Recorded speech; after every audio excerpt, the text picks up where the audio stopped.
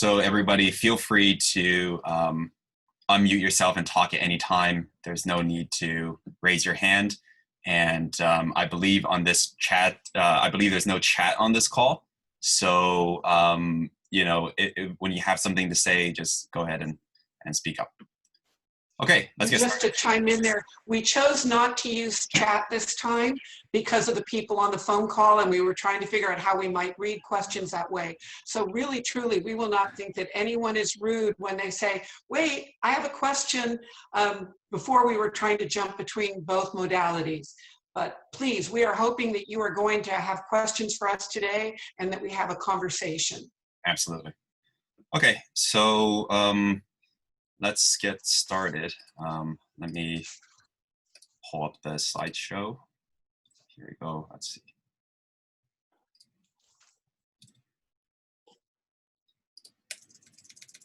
Just a second.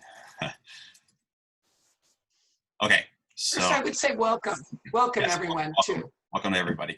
I think we're still waiting on a couple people. We had over 90 RSVPs, so I guess some people might still be figuring out Zoom, but this is a good crowd, and I'm glad to see so many people here today, especially on Saturday, so thank you for taking the time. Okay, so can everybody see the slideshow? Anne, can you see it? Yep, I can see it. Awesome. All right, so today we're going to be talking about water bills and roads in Millbrae. Let me put this video somewhere where it's not going to be in the way. Actually, we're not going to be talking about roads anymore because there is just so much complexity to the water bill issue that I thought we'd focus on water bills and the issues behind it. So a message from Anne and myself, please continue to wear your masks and maintain social distancing. It's really important. We thought that we were at the peak of the COVID crisis, and obviously it continues to drag on. So in the meantime, let's all do what we can as individuals to put a stop to this crisis, and hope everybody is staying safe and healthy. So the purpose of town halls, Anne, do you want to? Well, normally by now we would be knocking on your doors, and we know that nobody really wants anyone knocking at their doors right now. So we're trying this tool to reach out to all of you, make sure that the public, the voters, as well as non-voters, know that we are accessible and we're here for you, and to hear what your questions are. I will say, when I knock on doors, I learn about individual households' needs, but I also learn about the neighborhood concerns, and frankly, I really miss that right now. I like knocking on doors. I like hearing that Bayside Manor really cares about this, and Landing Lane cares about that, and Up in Meadows, they've got this other concern. And I'm missing that right now. So both Yo-Yo and I want you to know that at the end of the presentation, there'll be our contact information. Please let us know what the issues are, because I have used what I learned 5 years ago when I was knocking on doors to be what I have been pushing as an elected official. So we need that two-way street. We need to hear from you about what's important. That doesn't mean we can always make everything happen, but we can at least strive to make Millbrae better. Excuse me, could you both introduce yourselves? I'm not familiar with what you both do. Oh, I'm Yo-Yo, and that's Ann Schneider. And is that Linda? Yes. That asked the question? Mm-hmm. Hi, yes. Linda. I'm sorry, this is our third one. We assume that everybody's the same one. My name is Ann Schneider. I'm the Vice Mayor of the City of Millbrae, but I am up for re-election this time around. And Yo-Yo is a candidate for City Council. And just to frame it, right now we will have 3 seats on our ballot in October when the ballots drop. There are 2, there's what we call 1 open seat. Wayne Lee is turned out, so there is 1 open seat, and there are 2 candidates running to fill their seats, although our seats are not assigned by district. It's just the terminology of elections. So 3, there'll be you'll be able to vote for up to 3.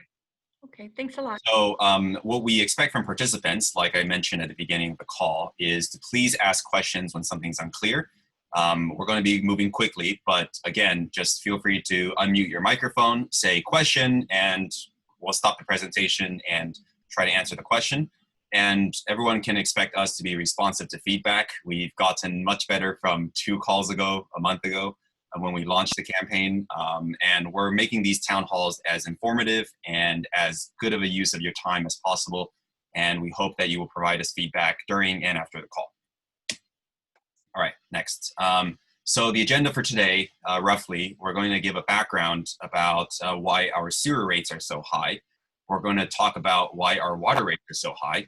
Then we're going to talk about how to understand Millbrae's water bills. And then we'll go over what ideas Ann and I have about how we can get serious about actually going out and implementing changes that will lower our water bills in a significant way.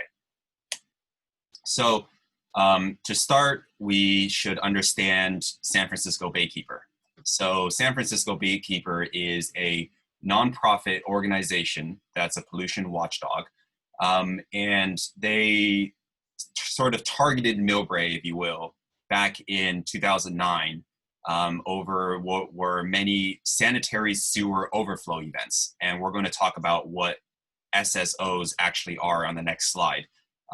Essentially, Millbrae was accused of violating the Clean Water Act, which is when sewage ends up in any US waters like the bay or the ocean or lakes.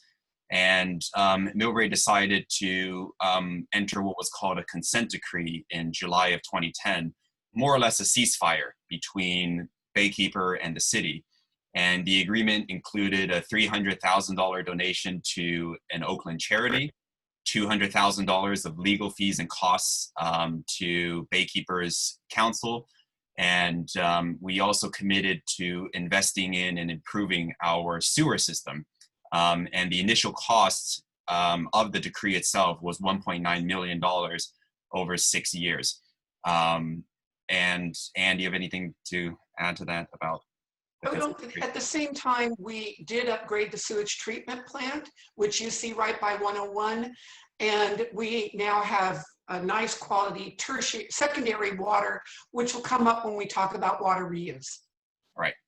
So the only other thing I would add for the public trying to understand our rates is that Millbrae was one of the early cities that Baykeeper sued, and we have incorporated all the costs related to the lawsuit, but also work that should have been done. Many other cities are still back where we were in 2009. So when you compare our water sewer rates to another city, if they haven't yet made the investment in pipe improvement or sewage treatment plant improvement, their water rates and sewer rates are going to catch up with ours as they start making those improvements. James, you had a question? I have a question. How do we violate the Clean Water Act? So essentially, we were having sanitary sewer overflow events where, and we'll talk about that on the next slide, but it's essentially where we had raw sewage emerging from our sewer system, whether it was at the treatment plant, at manhole covers throughout the city, or just generally in public somewhere. And then the raw sewage would actually flow into the bay without first being treated by our treatment plant. And it's essentially cross-contamination between what is supposed to be a closed sanitary system and the open stormwater system that flows to the bay. So we'll talk about that here. So as you can see in the picture, this was actually a manhole cover near Hong Kong Flower Lounge out on the sidewalk there. And that is raw sewage that you're seeing. It's probably not the color you thought it would be, but that's raw sewage. And that was caused by essentially a blockage in the system. So sewage was no longer flowing normally towards our sewage plant. And it was just, you know, gushing out onto the street in vast quantities. And what happened was that that water would flow down the hill and eventually find its way into a storm drain. And that right there would be a violation of the Clean Water Act. Why does this happen? So this is caused by blockages, by people flushing baby wipes, tampons, pads, face wipes, whatever, down the toilet that they're not supposed to. is caused by fog mostly from restaurants and also people dumping grease down their kitchen sinks. So fog is fats, oils, and grease. It's caused by people not cleaning their pipes or the city not cleaning the pipes properly. It's caused by tree roots entering our pipes, by pipes that are cracked. And to fix this, there was a significant cost involved, projected $50 million cost. And so the city added the SSO charge, sanitary sewer overflow charge in 2015, at a rate of $23.90 per unit per month, basically a $50 charge on each bill. And I believe now, and it was replaced by the Clean Bay charge, right? So. Well, we changed the name because most people don't know what SSO is. So the Clean Bay charge was to show that the money you are paying is helping to make sure that we are keeping the bay clean. And keep in mind that many people fish in the bay. They supplement their food, and many people swim and play in the bay as they should. So it's our responsibility to keep that bay clean. Right, and the Clean Bay charge, when it was implemented, it also changed the proportionality of the charge. So the Clean Bay charge is more burdened by restaurants and people who actually cause more damage, should I say, for lack of a better word, to the system. So, for example, a restaurant needs more monitoring. So then, you know, near downtown area, those pipes would need more cleaning, more monitoring, and more maintenance. So they were responsible for a larger portion of the maintenance, and the Clean Bay charge reflected that new calculation. So as you can see here, this is an illustration of our two systems. So under the street, you have the stormwater system, which is for clean water only. And then you have the sanitary sewer system, which is everything that comes out of your home. And the sanitary sewer system all flows to the treatment plant. And everything in red is what's not supposed to flow into the sanitary sewer system because it would be clean water. So you have water from your roof. This is supposed to flow into your yard or onto vegetation, and it's supposed to be absorbed into the earth. You have a faulty manhole cover, which allows for water from the street to flow straight into the sanitary sewer system. You have yard drains, sometimes sump pumps, foundation drains. You have cleanouts that are uncapped, and you sometimes have unauthorized cross connections between the storm sewer and the sanitary sewer.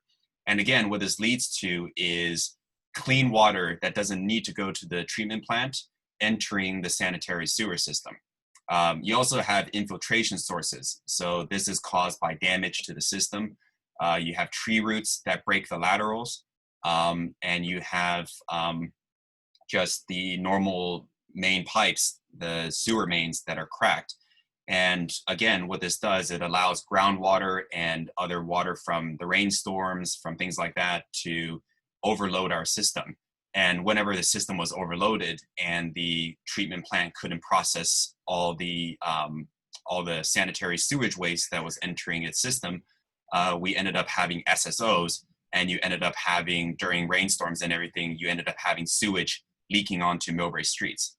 So that was a huge point of concern and really the basis for the Baykeeper complaint. I have a question. Please. On the Clean Bay charges, those are specifically for the sanitary sewer system to maintain that and upgrade it as necessary.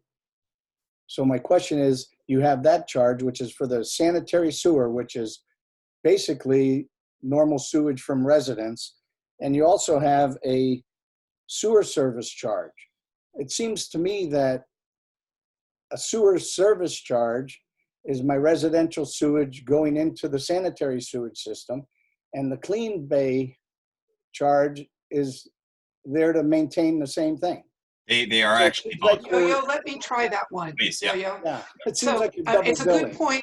It's a good point, Paul, but the SSO charge or Clean Bay charge, those monies are going towards replacing the piping systems in very specific neighborhoods. We were able to identify, do a study of which pipes had the worst of the leaking, the breakage problem.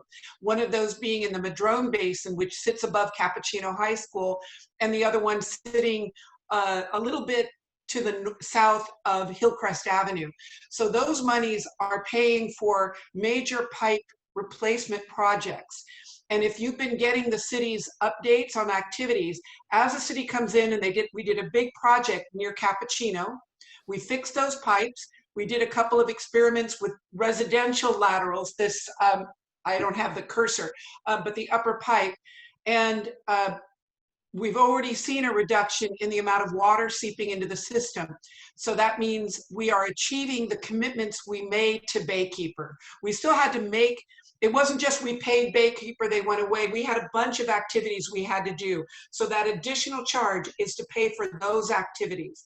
The Millbrae Basin, I believe we are done, and we're working on the Hillcrest Basin, and that will take a big amount of the potential future SSOs off, so we won't get penalized in the future. We have many more pipes. I think it is, well, first of all, the pipes are all 70 years old, and I should know this, but we have the sewer service that Paul you mentioned. The sewer service is just for your that's even before Baykeeper came. That's the cost of maintaining and operating our sewage. So that's the treatment plant, the staff, the regular maintenance. Then Baykeeper demanded all this repair. So Ann talked about the Millbrae Basin, which, you know, and also we had repairs over there sort of on Hillcrest. And I think you might remember 2 years ago, the city was digging up a lot of streets, replacing these laterals. And the reason why these laterals, which I'm circling here on the slide, the reason why these were of such attention is because in the oldest neighborhoods, they actually weren't made of plastic. They were made of terracotta. These were 70, 80 years old. They were never replaced since the homes were built in Millbrae. And essentially they were responsible for all that unauthorized rainwater entering the system. So we prioritized those basins first. The city charged the Clean Bay charge to go and fix those terracotta pipes first, and to again reduce the amount of rainwater flowing in. So yes, I agree with you. It does feel like we are getting docked twice, but that's because we have one sort of baseline charge that we pass on to customers, and then we have this additional work that is required of us to reduce the amount of SSO events and to reduce the amount of rainwater entering the system. So it's sort of like an additional maintenance expense that we're passing on. Does that answer your question? I believe so. I know it's not what you want to hear, but that's the difference for it. But you know, Ann and you, when people complain about their water bill, and I look at it to say, I have no problem with the water. I mean, we go out and buy gasoline and, you know, all of that. It's not the water bill. I think the biggest question, at least I speak for myself, are all these sewer charges that came along with it. And that's what, I mean, it's almost $200 of, say, a $300 bill. So the water bill is really, you know, nothing compared to, you know, what we're paying. And I think the explanation is good to know. And I know from my friends in Millbrae, they'll ask me, you know, what did they say? And I will pass that on to them that, you know, I mean, basically the Clean Bay is for major projects, and the other one is for, if you want to say, smaller jobs, maintaining the smaller system, so to speak. I would say ongoing maintenance. Yeah. And then that other sewer fee, this is what, and I will admit I've never liked this, but the other sewer usage fee, because we don't monitor how much sewage comes out of each individual house, there's no meter. What the city does is use the water consumption in the month that they believe that all of us use the least amount of water. On a later slide. Oh, okay. Yeah. So hang on to that. Okay. Hang on to that thought. Not a problem. I'll be here. All right. Could I just Yes, restate? Diane, go ahead. We've got 3 sewer bills. One is Clean Bay, I have no problem. One is sewer usage. I assume that's just using the sewer. And the other is sewer service. And is that over $100 bill about problems with the sewer? we will go over that later in the, Okay. we'll actually have a breakdown, but actually, yeah, to further Paul's point, it's actually not just 2 charges. There's actually 3 sewer related charges. Just to clarify, the clean bay is the additional, quote unquote, additional maintenance charge, the sewer usage and sewer service. And we'll sort of talk about why there's a difference between usage and service. And we'll go down that in a second. And I would only add that it seems to me it's very clear now that the city needs to put more of an explanation as to what each charge is on the bill. Absolutely. And how they might actually even look at the city budget and see where that money is going and how it's being used. Right. All right. So, excuse me. Can you hear me? My name's Steve. I'm on the phone. I'm not on the computer. Can you hear me? Hi, we can hear you. Okay, I just unmuted. I've been listening the whole time. Another thing is, how come all these other cities don't have this problem and we're getting charged? I lived in South City and San Bruno. When I moved here, I've been in Millbrae for 6 years. My water bill in South City was $80 every 2 months. Now I'm getting charged. Another question is, why am I getting charged the same amount of water coming in, going out when I'm watering my grass and my plants, my tomatoes? And you guys are charging the same amount. And the bill every month, every 2 months, keeps going up. The sewer, just $1.50 for this and $1.50 for that. It keeps going up. On top of that, I'm paying almost $400 every 2 months. It's ridiculous. I understand the pipes. I live on Elder, and you put the whole new sewer line down the street. I understand that, but it's just ridiculous. We're paying $400 every 2 months. So, Steve, we're actually going to talk about the what you mentioned about the different calculation for when you're watering your plants during the summer. So we're going to talk about how the city calculates that. And we're also going to talk about sort of why Millbrae's rates are higher than other cities. To be clear, Millbrae's rates are currently classified as upper middle. So we're not the highest. The highest rate in the region would be around Hillsborough. The lowest, I believe, is around South City. So Millbrae is above average, but we're not the highest. So anyways, we're going to talk about here on the slideshow. Sorry, Steve, you can't see this, but on the slideshow, we have a picture of Jerry Brown declaring a drought emergency. And if you'll remember, in 2014, we were told we had mandatory requirements to reduce water consumption, and there was a drought emergency, and everybody cut back and reduced the amount of water that they consumed. But this leads us to the paradox of water rates. And the paradox of water rates is dependent on the fact that municipal water services are enterprises. They're run like a business. So the sewer and the water fees that are collected, they're directly reinvested back into the cost of delivering those services.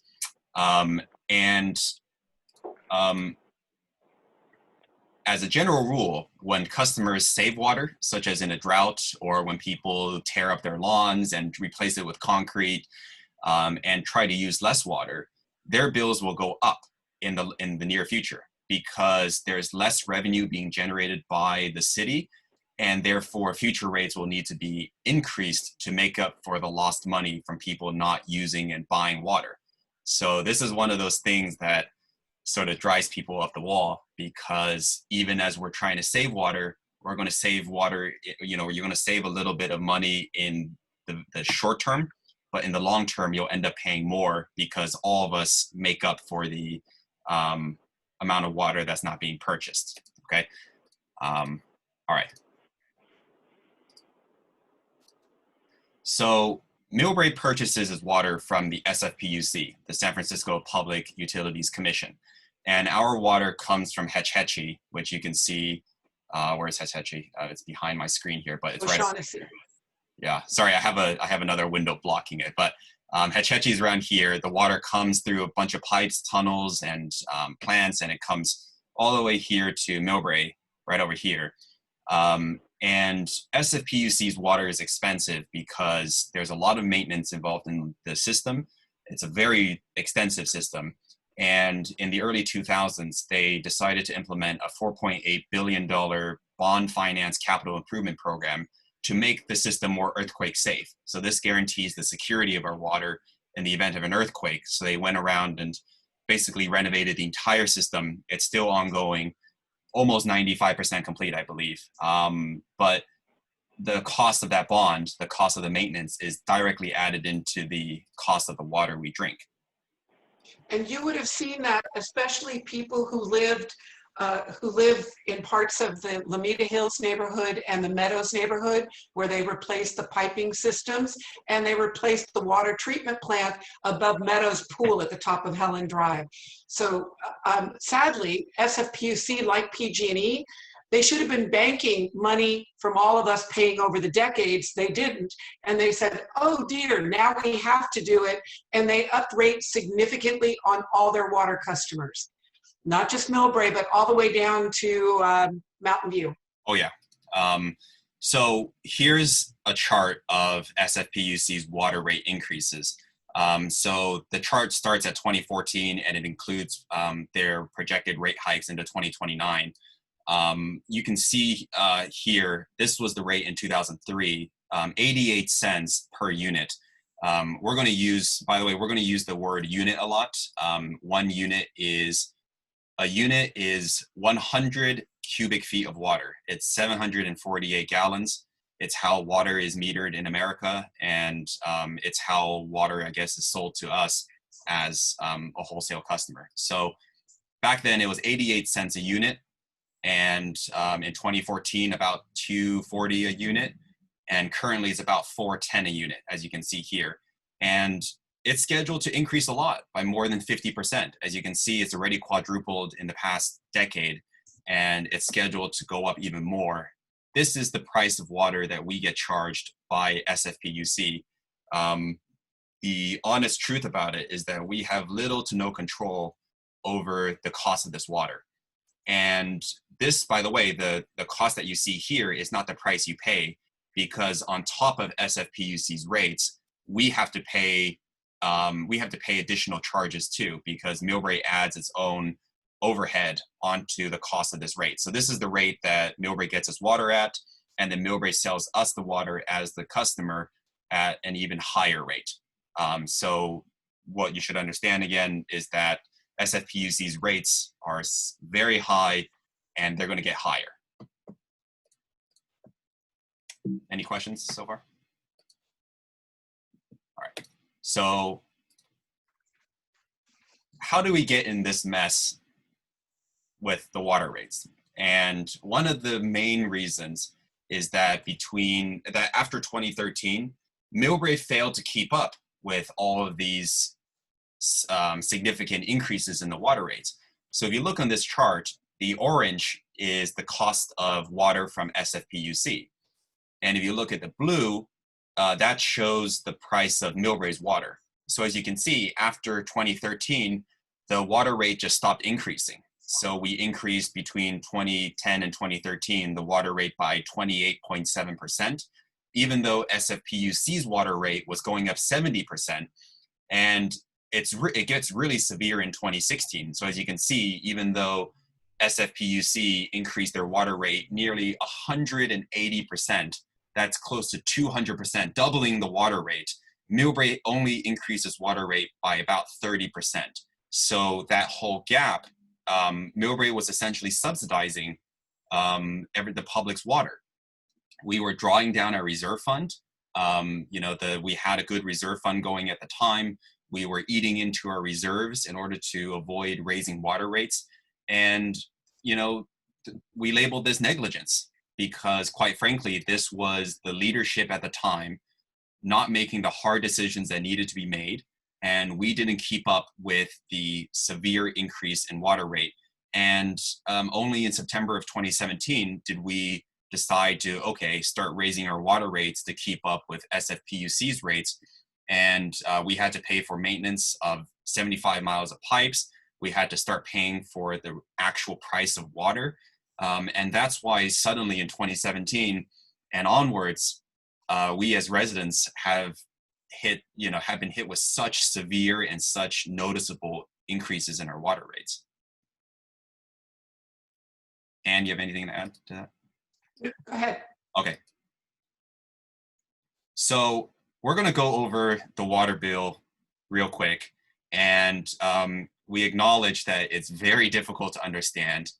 It is 5 separate components. The website is unclear, unfortunately. There is no calculator available on the city website like there is on other cities. So other cities actually help you understand your bill. You can plug in your usage and it will help you understand. And I actually, I know from someone at City Hall that talked to me that there are way too many calls to staff. Staff every day, more than 70% of their calls are, why is my bill so high? Do I have a leak? And what's going on? And unfortunately, there's just not enough information.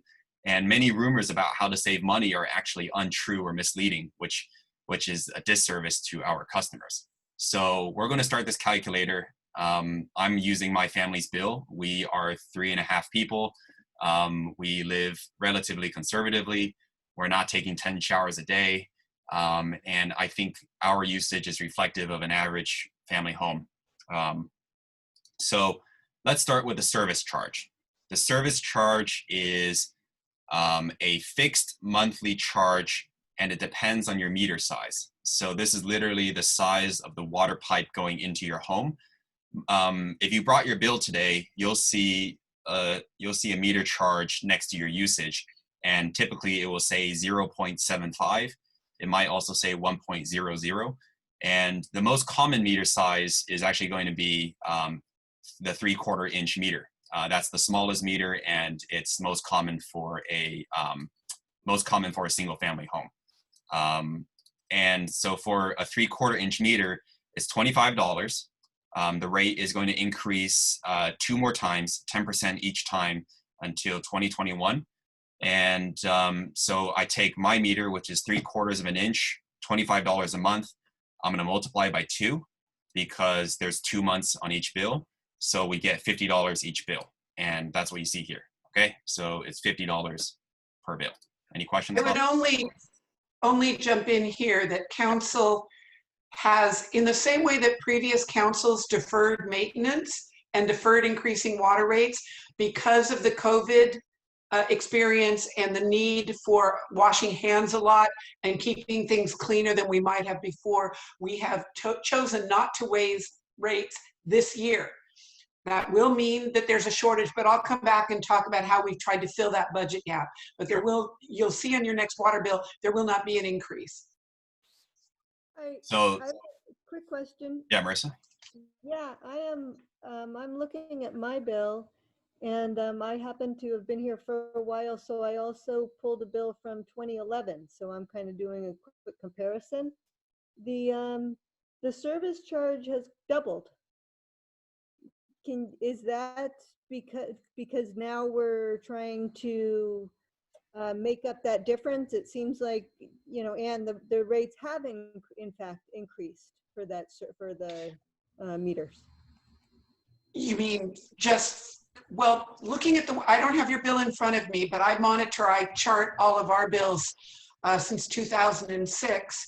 And yes, some of this happened before my time, but if you consider that there are fixed costs for repairing things, those prices go up every year. We hadn't been increasing for those prices. So yeah, the 3/4 inch rates, all the other rates, they did start escalating too, in a way to reflect the true cost of actually providing the service. And that's something that we didn't do back then, and we're getting more of it now to make up for not doing it back then. We will talk about how that's a good question, because we will talk about how the rates that you see here, the $25 charge, it actually, as surprising as it is because it's very expensive, and it's going to be $30 per month, so $60 per bill by 2021. It is calculated directly as a proportion of the fixed charges that need to be recovered as part of the water system's budget, divided by the number of 3/4 inch meters there are in the city. And what that means is that our budget has gone up. So the amount of money that we need to spend has gone up. And you can attribute that because within the budget, you now add significantly more maintenance than before. You add a significantly higher cost of water. So back from I think you said 2011 to now, you're talking about increasing, over a decade, the water cost could have increased 4 times, right? So all of that cost needs to be added into. Staff costs have become extremely high, and we'll go over that in a later slide about sort of. Okay, so this. Yeah, Marissa, hang on to that question because we'll come back to it at the end and talk about some of the things that might be able to help stabilize our bills and possibly even maybe, we hope, reduce portions of the bill. Yeah. But hang on, it's at the end of the presentation. That's great. I just want to confirm what I heard here, and that is, because I'm kind of trying to pull it all together, the water service charge, this is for maintenance and staff costs of Millbrae operations. Yes. Correct. And it's and we'll go over in detail how it's calculated at the end of this, after this. So then you have the clean bay charge. So we talked about the clean bay charge already. It's to do that additional maintenance.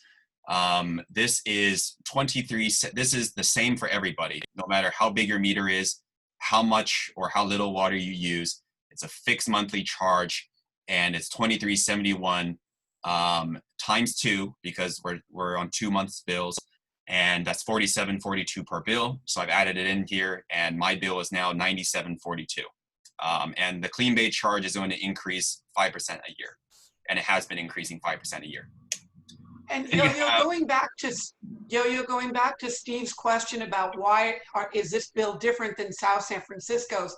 Now, I haven't seen South City's bill, but in the case of Millbrae, we have been through that lawsuit. We have calculated the cost of compliance to what we had to do legally, and therefore we have added that charge. Cities that haven't been sued by Baykeeper wouldn't have that charge, or if they're still dealing with Baykeeper, they wouldn't have that charge. A city like South San Francisco that has had such phenomenal commercial growth means that they can use the money coming in from all of those great developments that they've had to do infrastructure improvements. We are just now doing more of our new construction in town and getting those revenues to help offset those costs. South San Francisco has just been remarkable growth, and that has helped them pay some of their bills, something Millbrae does not have. And also each city has its own circumstances, right? So some cities are newer, they require less maintenance to their sewer system compared to ours. But generally speaking, we've had to significantly up our maintenance to play catch up, and that's led to just higher charges than other cities. So anyways, we have the— Can I make a quick comment too? Yeah, please. Also what factors in the cost of services, there is some, pretty old legacy costs. I mean, the 2018 wastewater bond, I think's 18 million, but last time I checked the financials, I think there's like 50 million of debt service principal left, mostly from like the 2009 wastewater and water pollution control plant. So, I mean, we're still paying for those costs, and it's 2020. So, that's going to factor in too. And there's still, I think, another 10 or 20 years for the water plant. Yeah, we'll go over this part. We'll just calculate the bill. Anyway, so we have the sewer service. This is again a fixed monthly charge. This is not dependent on your usage. So again, what that tells you about the sewer service is that it's really the cost of the system itself, just without considering how much water is going through the system. This is the system itself. This is $58.90 per month, and this is the biggest chunk of your bill at $117.80 per bill, regardless of usage. So now the bill comes out to $215.22. And we still haven't talked about any usage yet. So this is just the fixed cost portion of your bill, unavoidable, and it's the amount. So anyways, we're going to move on to usage. If that's fixed, how come we're all seeing different numbers? It would be, well, because I haven't finished the other the fourth and fifth part yet. I'm just looking at the sewer service. Oh, what number are you seeing? 117. Yeah. 117.80. Oh, right here. So this is my running total actually, right here, 117.80, right here. Yeah. Yep. Yeah. So yeah, all of us are paying 117.80. What I was saying was my bill so far is 215.22. That's my running total. Yeah, thanks. All right. So now we have sewer usage.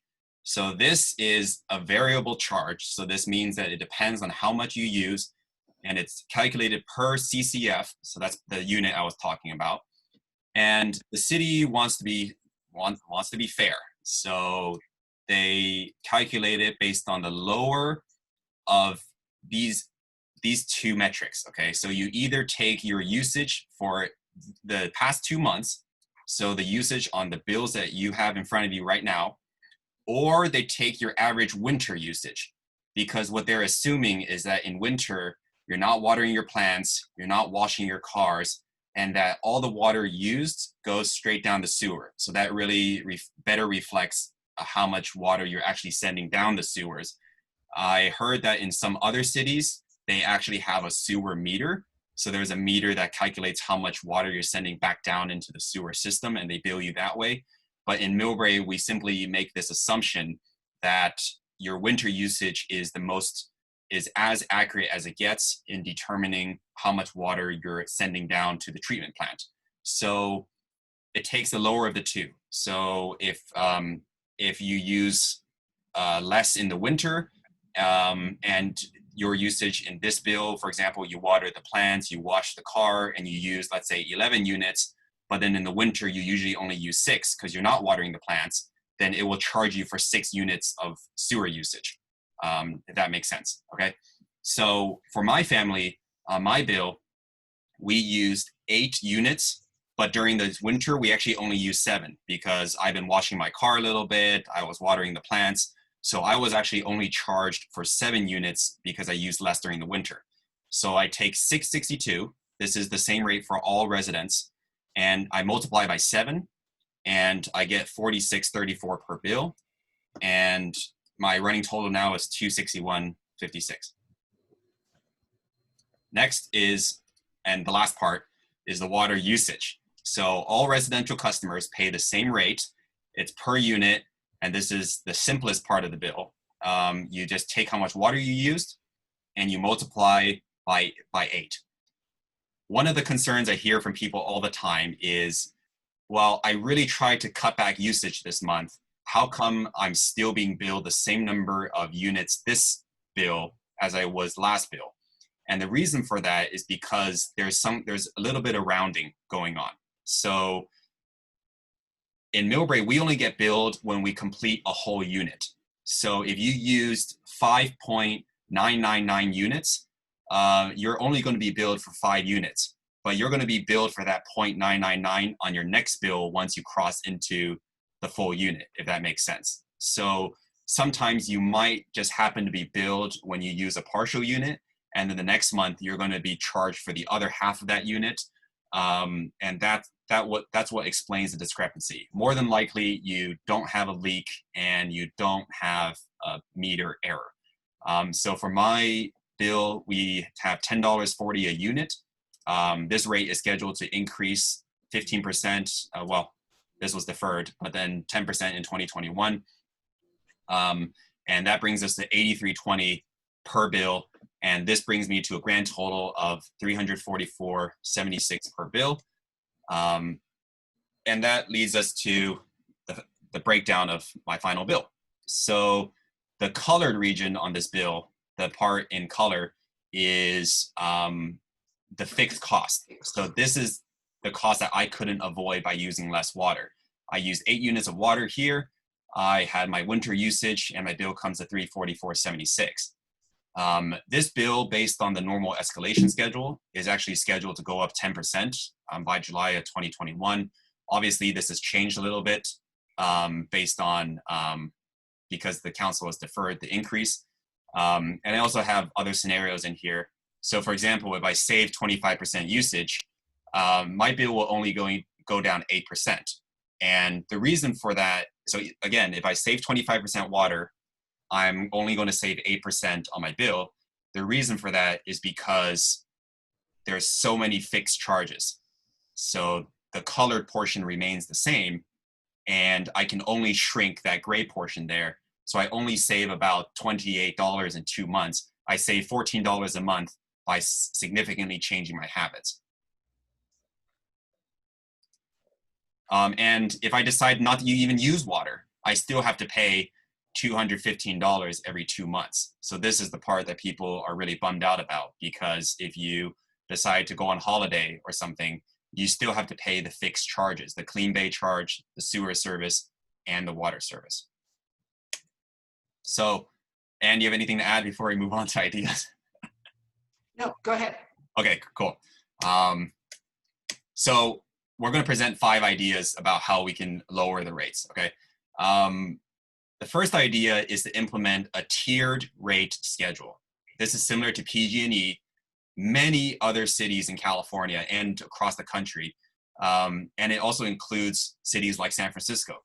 And what this is basically saying that we're going to give you an allocation, and anything you use beyond normal usage is going to be billed higher. So if you're taking 10 showers a day, if you're washing all your SUVs, if you're filling up your pool, whatever, you're going to be paying more for your higher usage. This means that larger users will expect to pay more after they use a certain threshold, and it creates a greater incentive to save water. So if you look at this chart here, this is in Glendale, they give you 6 units. So my family uses 4 units per month. In Glendale, when you use up to 6 units, you take advantage of the cheapest rate, $227. Then if you use from 6 to 12, you pay $280. If you use even more than that, $318. If you use more than 25 units, which is a crazy amount, you'll end up paying even more. So this helps create an incentive to save money. I think it also gives it gives us an opportunity to discount the lowest tier there, and to give, for example, our seniors, our people on fixed incomes, our people with really conservative lifestyles, a real and meaningful opportunity to save money on their bill, because that first couple units of water per month is going to be super cheap, and it's just going to be the least priciest. But can I ask you a question? Can I ask you a question? So all you talking about this tiered suggestion only related to gray area, right? It will not have any impact on the other colored area. We're going to talk about the colored area in a second. But yes, you're right. Winnie, yes. Winnie, you're correct. Right now, this is based on your personal water usage. Right. Yo-Yo, if I can jump in. Yeah. The other thing that doesn't show on this that we did implement over the last year, that any resident in Millbrae who is in the PG&E Care program can qualify for a subsidized water rate. And that has been in practice, and maybe we haven't advertised it as much as we should. We're going to post it on Nextdoor because it was something I only found out like a day ago. Her point is good. Her point is good. You know, the tiered system makes a real difference because most of it is fixed. Amen. Right, right. So I don't think the impact is that huge. So I'm really more concerned about the colored area. We have 5 ideas, so this is just part. This is part of it. But as you can see, the gray area was a good 30% of your bill. So this is an idea about how we can lower the gray portion first. We will talk about the color portion in about 30 seconds or a minute as we get to the later slides. All right. So idea number 2. Idea number 2 is to adopt smart meters. So this ensures more accurate billing. Currently, there are billing discrepancies because meters lose accuracy over time, and some of our meters are extremely old. This eliminates the need to read the meters. So this helps us reduce the fixed costs, because part of the fixed costs are the cost of having a person walk the city. Believe it or not, currently there's a person who walks the city every month. It takes about 5 to 6 days, and they read 3,400 meters each month by hand. And this is an extremely inefficient way to read the meters. If we have smart meters like San Bruno does, not only will we be able to see our usage on our phone, so this way we wouldn't have a surprise at the end of the month, but we'll also help the city manage its water assets. And you'll be able to keep track of your usage, predict your bills better, and the city will be able to detect leaks before they happen. Or before they get worse. Or before they get, excuse me. But is there any associated cost into smart meters? When you change to smart meters, do you have to pay something? Yes. So the smart meter cost is about $400, excluding installation. But the reason why I think this could be justified is because a lot of our meters in the city require replacement anyways. So this can be part of our normal meter replacement program. We can phase it in over time, and there will be significant cost savings because when you eliminate the need to have a person read it and process the data, you get a lot of savings from the labor cost, which can't be understated. What is the basis of In what is the basis of addition- your what is the basis of your statement that meters have to be replaced? Meters have to be replaced over time as they break. Meters after a certain amount of time, they've reached their What is your source of that information? Because most of them don't break very often. I got that information directly from City Hall. So yeah. Lou, the Yes. city has been slowly replacing meters, which also might be the reason why sometimes if your meter's been replaced, there might be sort of a change in the actual usage of it. But the reality is, if the city works on identifying these ways to move into a smart city environment, we could be applying for grants, federal infrastructure grants, federal climate change grants, state climate change grants, to get us ready for just operating more efficiently. Understand. So all of these are ideas to put into the list to start working on. But Lou, we have been replacing meters all over the city, kind of on a case-by-case basis right now. And did they do a cost-benefit analysis? Of the smart meters, Diane? Yeah. No, this is a new idea. Versus the cost of a person. No, this is a new idea. So I'd love to bring this before the council. But we can also actually see what San Bruno did and talk with them about it, because they have this, system that I can't imagine. Well, actually, I think we can talk with our friends in San Bruno, see what they did, and also other cities that adopted it. And like Ann said, there could be other grants and incentives to adopt these meters. And I think I have a new my meter was replaced. Mm-hmm. As far as what I was told is that it is read by someone driving by, but there are different levels of smart meter. So Public Works told me that, again, I'm taking this from them. I'm not proclaiming to be an expert on meter reading. They told me that all meters are still read on foot. So they have to get close enough to pass a sensor over the top. But that some of the newer meters, Marissa, are actually smart meter ready. So all they need to do is connect an extra antenna or something. So some of our meters are actually already smart meter ready. They're just not quite transmitting wirelessly quite yet. And what a smart meter does is it literally reports hour by hour to the city, and it allows the city to get the data. It can. And that's all about what kind of service you request and who's providing that service. And oftentimes the smart meter, I used to be in a company that actually installed smart meters. Right. And we had different levels of service. And the city could say you get the reading once a month, you get the reading, every 10 minutes. Right. There are different levels, and there are different costs for the different levels. Right. So the third idea is, and Winnie, this is the part that really reduces the fixed costs a lot, is to increase development. So our rates are calculated based on the budgeted costs of running the water and sewer system, and we divide by the number of meters in the city, in other words, customers, and then we also divide by the amount of water that is predicted to be used. So if you can see, our total budget is this number here, 2.6 million plus 10.8 million.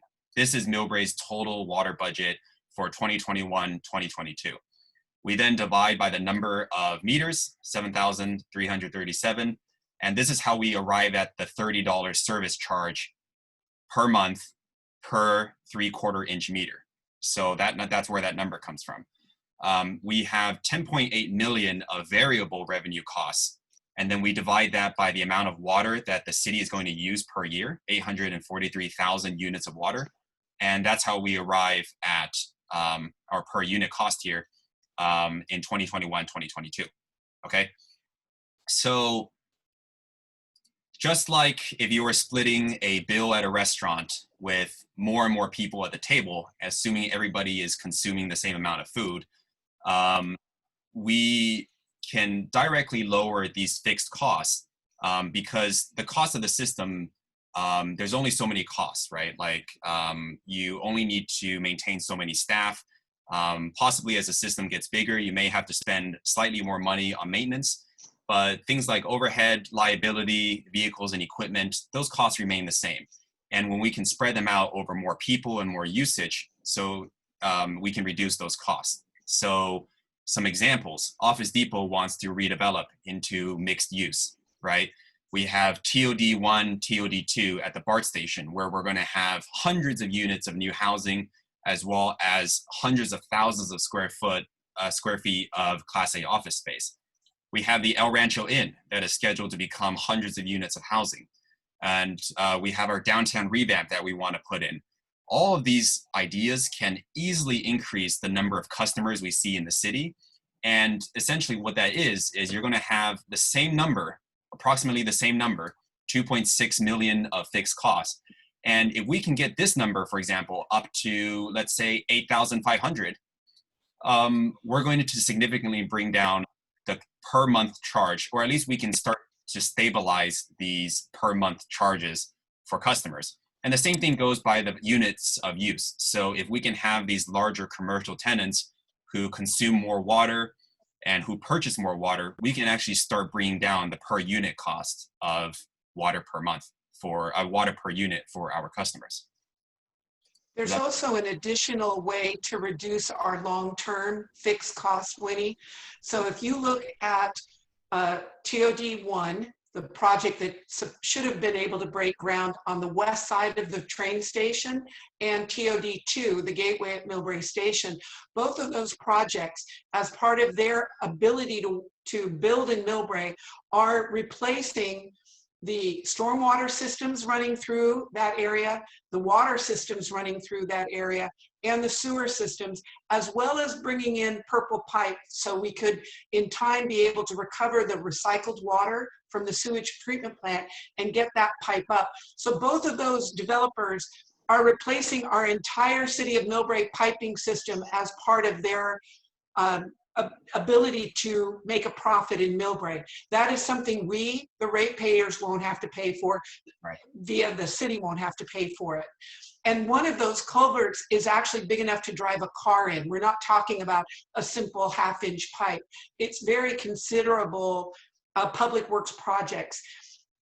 Hopefully with each one of these new developments that you see coming in Millbrae, they are replacing the infrastructure that is underneath those buildings.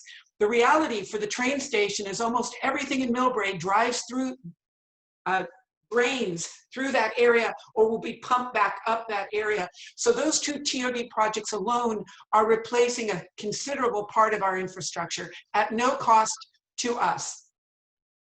And are you thinking Office Depot would redevelop as residential? Office Depot, the preliminary plan is to be a mixed use. So it would have a ground floor retail, and I am hoping for a plaza that we can have public gatherings at, and then it would be residential on top of it. All of that is sort of the new urbanism model or the Grand Boulevard model. It gets more people living downtown who will utilize the restaurants, and as well as give us more shopping options.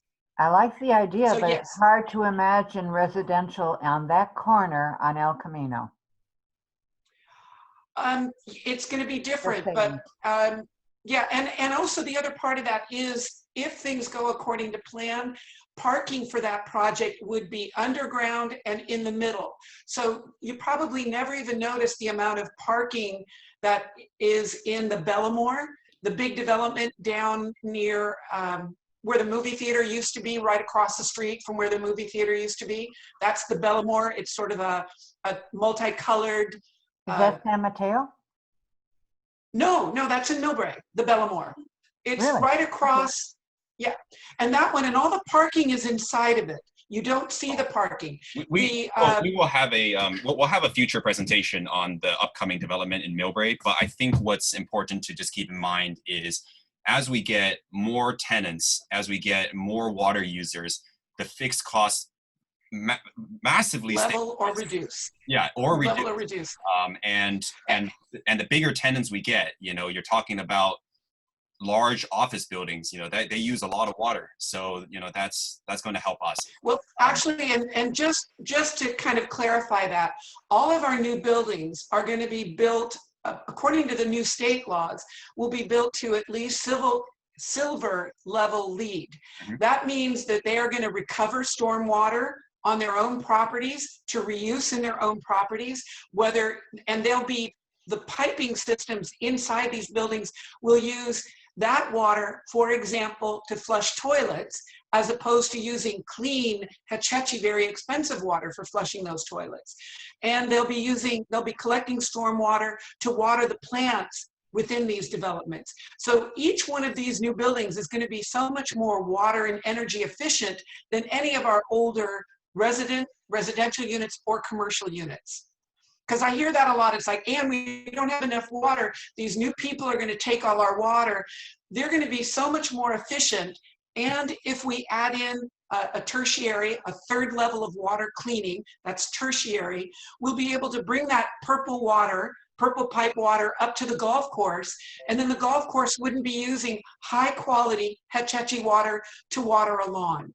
And that's the long range vision in what we talk about as green infrastructure.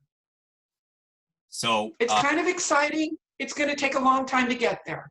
So our fourth idea is to lower operating costs. So like we mentioned before, the amount of money that's charged is directly related to the amount of money that needs to be spent operating the water system. So logically speaking, if we can bring down the operating expense of Millbrae's water system, however that may be, by just trimming down our operations, whatever it may be, becoming more efficient, we can better cope with an ever-growing and ever more labor-intensive water system, while at the same time adopting cost-effective measures to bring those costs down and to at least stabilize these costs, even as the cost of delivering the service might increase.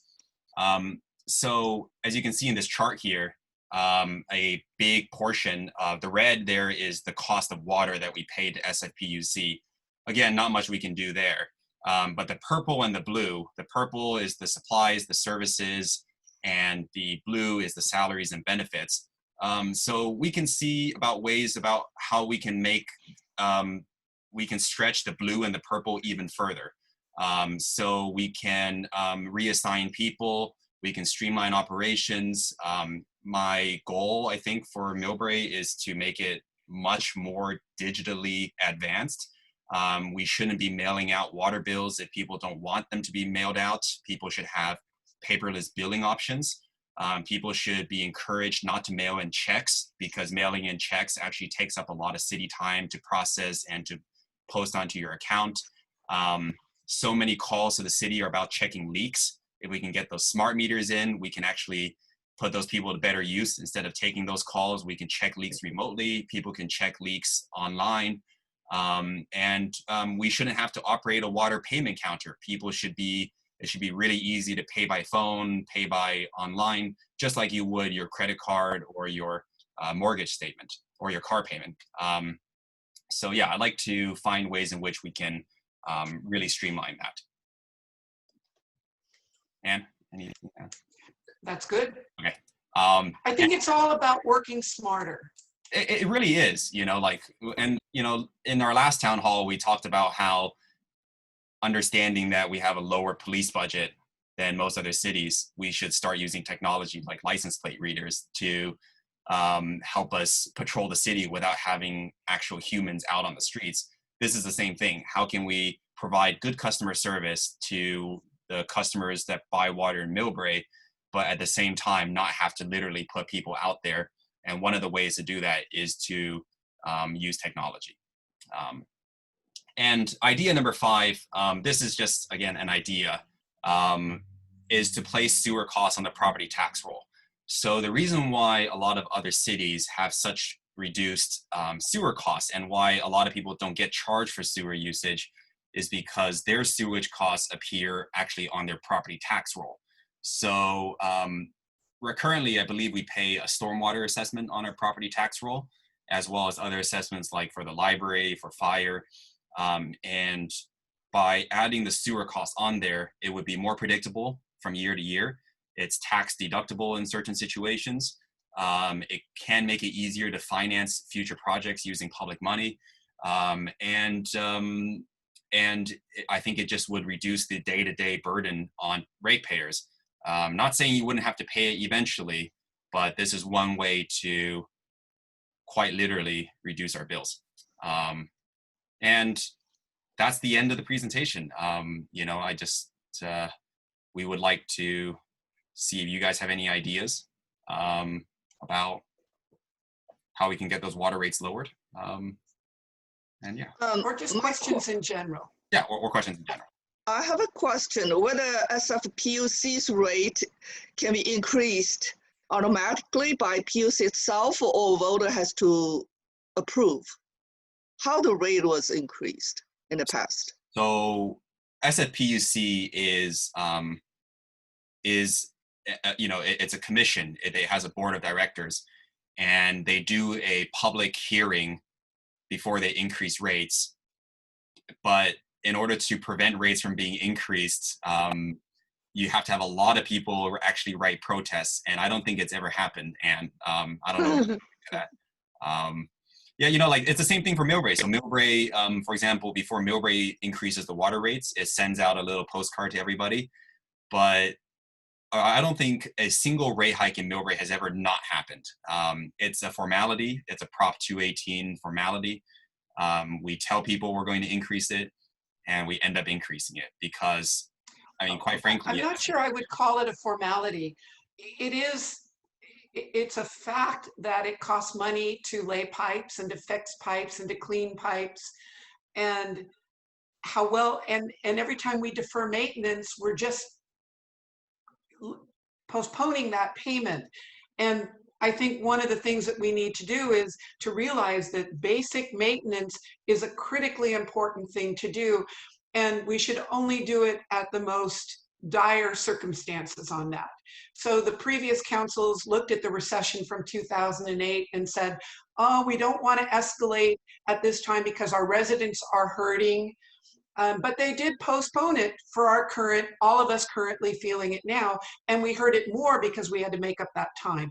And that becomes, what do the people of Millbrae want? Do you want to have those savings when times are really bad, knowing that we'll have to pay more in the future? Or do we want to stay strict to maintenance schedules, even in the hard times, and tighten our belts during that time? All of that is reflected in the council's goals each year. And I hope that all of you will pay more attention to when city councils do their goal settings, because goal setting are your community values, which create the budget that we operate on. And I know that seems very jargony, but that's really the philosophy of how a government budget is put together. I'd also say, Anne, I think going forward, I'd really hope that there can be just vastly more outreach to let people know, because you know, even me, I think I'm involved to a good extent, but I actually didn't know that council goal setting was the venue to bring something like that up. Yeah, so outreach is important. The goal setting is really important because it sets the cadence for everything that council wants to do for the entire year. That's almost like every city. And once that thing gets set, those are the priorities that the staff are going to adhere to. And the city, exactly, Doug. And I don't know, having lived in Mountain View for 18 years, I grew up in Millbrae, moved down to Mountain View after school, and then came back home in 2006. But in Mountain View, they have a very sophisticated goal setting process with the public, where the public gets to bring in ideas, then they have to defend their ideas. For example, it took me 3 years to get a community garden expansion done in Mountain View. But at least there's a process for public participation, and they help council say, this is what to us as a majority of the people in Millbrae, we find important. And Yeah, yet I there's still feel balances. The job of the Millbrae one's a little bit sparse because, I mean, the last couple of years from what I recall, and I didn't attend them, they were at, you know, like the Millbrae Library. It's kind of like a one-day thing. You know, I don't think that's enough time to solicit feedback or really develop a plan. Yeah. You know, you got that I agree with that you, one Doug. the one consultant just rolling forward like the goals. I think Lou went up to speak about that guy one time. That's a waste of money. Lou, do you have a question? Well, You muted yourself. But Doug, just if I can answer, I agree with Yeah. you. And I would say that this year was my 5th year in a goal setting process, and we have improved.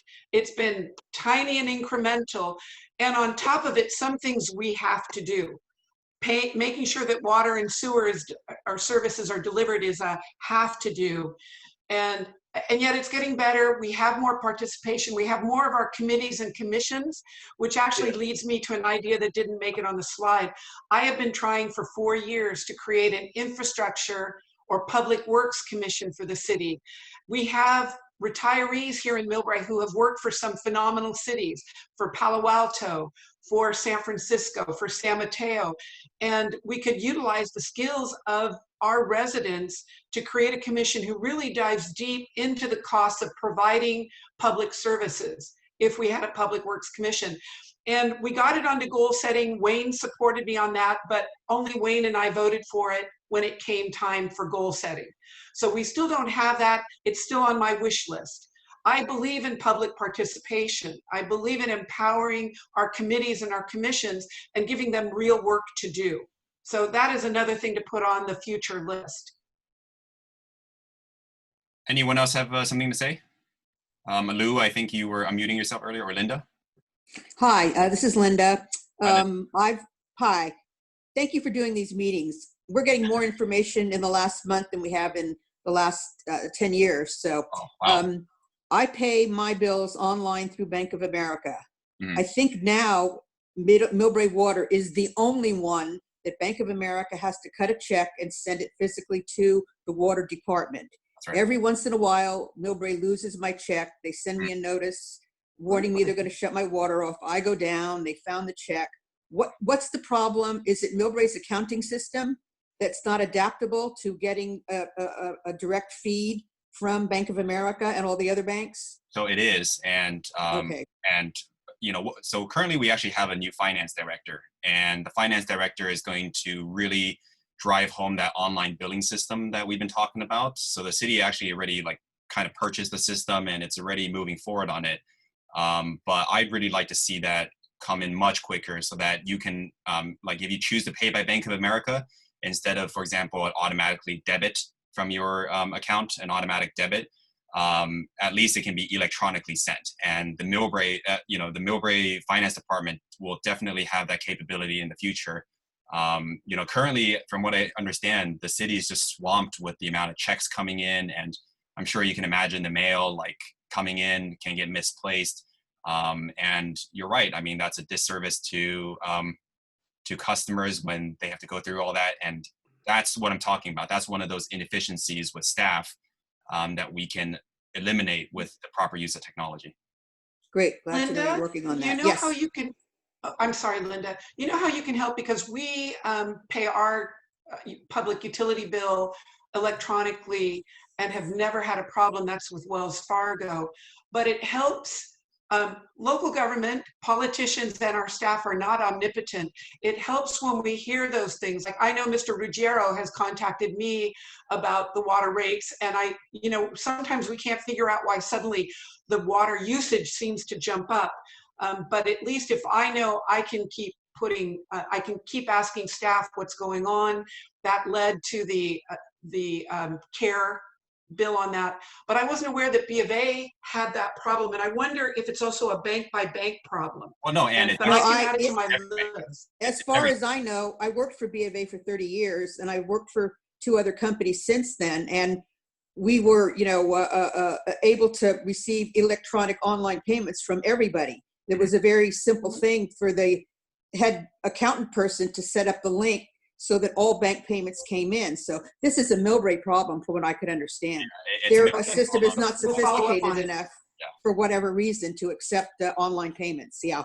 Well, I and you can, know, Thank you, Linda. I can add one note to all this because I was familiar with the old accounting system Millbrae used to use, and it had absolutely no kind of integration with the sophisticated like bill payment system. But the update they did, and what was it? It's been a couple years.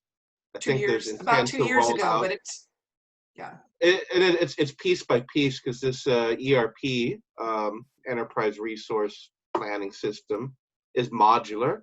So the first thing they kicked off in the first year was really the core accounting package.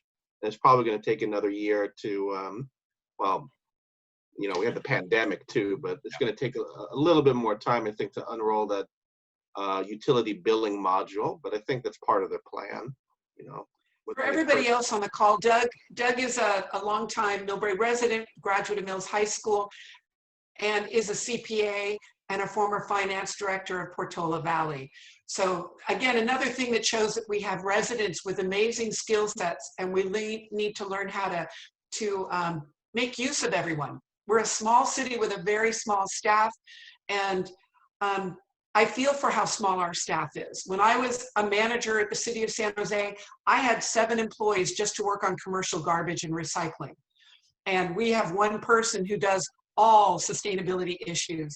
My heart goes out to our staff. They work hard, and I'll tell we're you, trying to do those improvements on that. in Portola Valley, it's 2 people opening, you know, like 1,000 letters. So I can That's just true. imagine That's true. 3,000 utility bills in Millbrae, and their accounting staff is just, I don't know, 6 to 8 people. We should note that Millbrae is actually on a staggered bill, so not everybody on this call is billed on the same month. So you're either 50-50, a January yeah. bill or you're a February bill person, and the reason for that is because our staff can't read all the meters in time, and it also can't process all the payments in time. So in the future, if we can actually get that on the same, get everybody on the same billing cycle, totally possible with the integration of technology. I think that will, you know, yield a lot of. Got to go automation. Yeah. Yes, I have a couple comments. I lived in Millbrae for a little over 10 years. I just don't see much development on the east side of El Camino Real, and I think Millbrae needs economy of scale. If you have a lot more residential or commercial area built up, then you will have more revenue to subsidize those water bills or whatever, or development of the water system. Not sure whether the city has any plan, a long-term plan on the development of the east of El Camino Real. We will go over. Winnie, that's a great question, Yo-Yo. I'm going to grab that one. Okay, so in the future, in our future meeting, okay. And I want to just say. No, Yo-Yo, I need to jump in on this. Okay. Winnie, it's an absolutely perfect question, and you are exactly right. And the city has approved at least one project, and I'm bringing this up now because the Sarah Station project, which many people looked at and said, oh my God, those are 2 10-story residential unit and a 9-story commercial unit. All of that has been put on hold because high-speed rail came into our council meeting a year ago and said, we're going to turn you into a surface parking lot. So from Millbrae Avenue to Taco Bell, from the railroad tracks to El Camino, nothing but a surface parking lot. I bring that up right now because the EIR, the environmental investigation report for that area for high-speed rail is due on August 24th. So we have been having nothing but additional calls, reading through almost 4 feet of documents of what high-speed rail wants to do for us. That happens to be in an area called the Millbrae Specific Plan. But that particular project alone breaks my heart. It would have brought in $16 million, which we could use to rebuild the recreation center. And an outside agency took away our ability to do it. So we're fighting it. There are many other projects which Yo-Yo said we'll do on another call, the El Rancho, the Burger King, the lots next to the Burger King. And I was talking also about high-speed rail. Winnie, I live on Hemlock, which is the street just east of El Camino. And you might have heard the train during this call because, outside this window is the train tracks.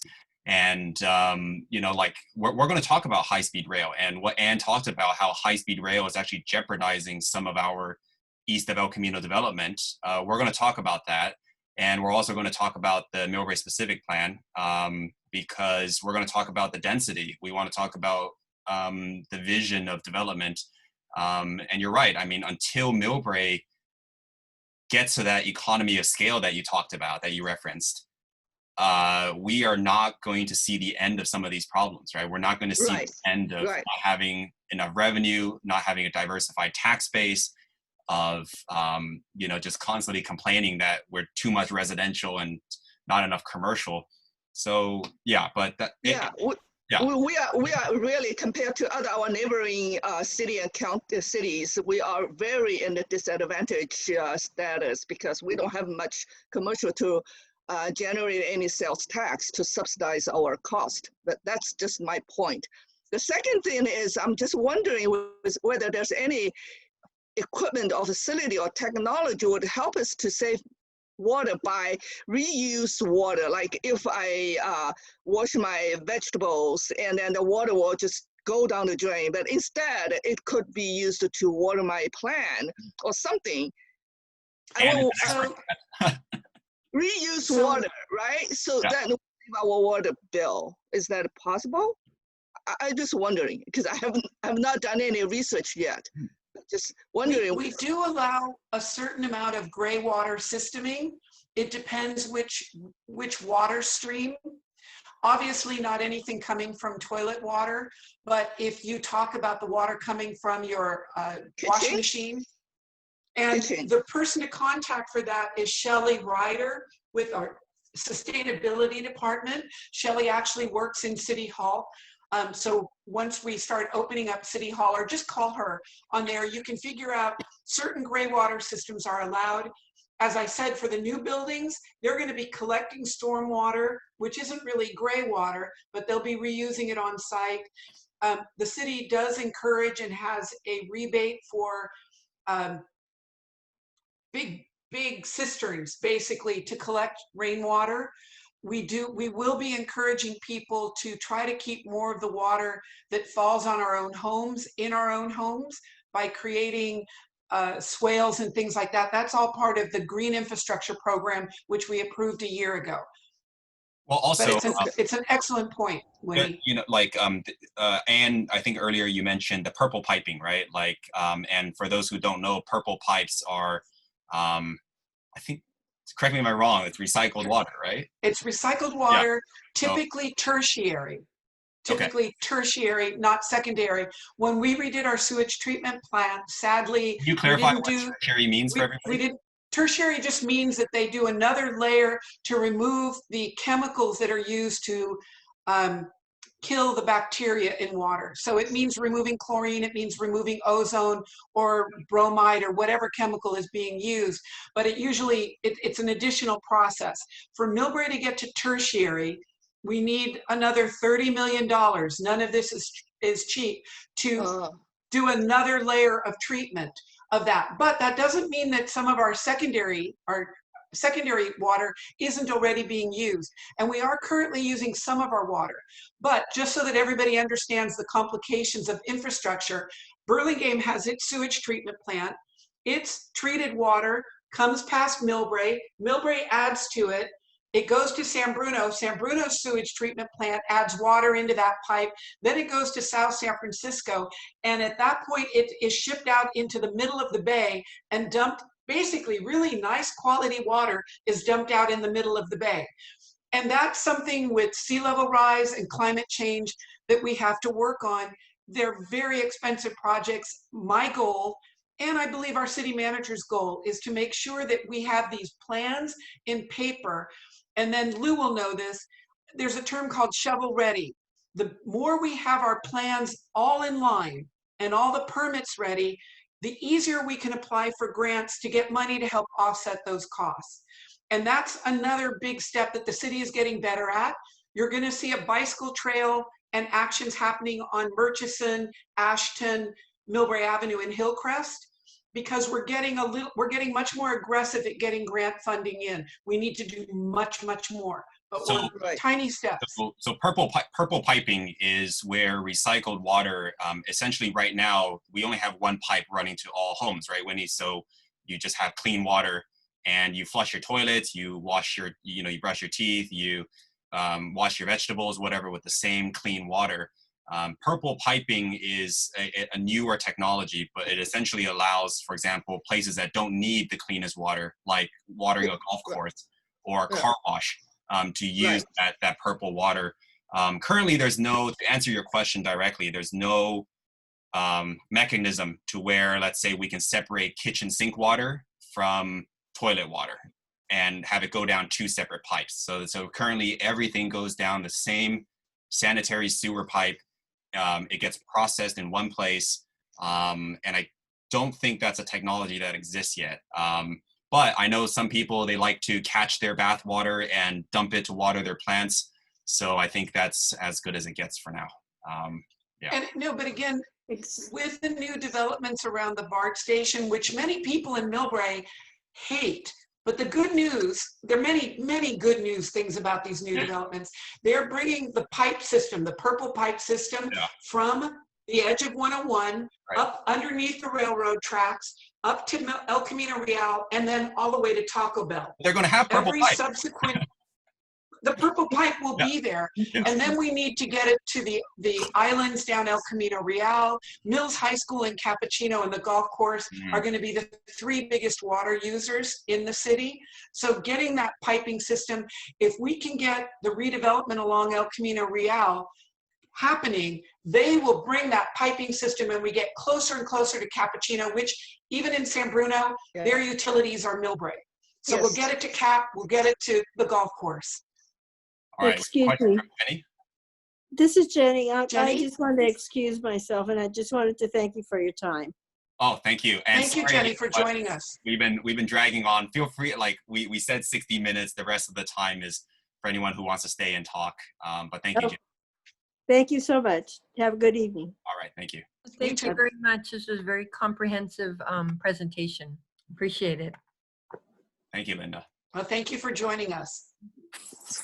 Diane, other questions? I think we have a question from Diane. No. No? Okay. Quick question. I missed the first 20 minutes. Are you able to review the first part? I know it's recording.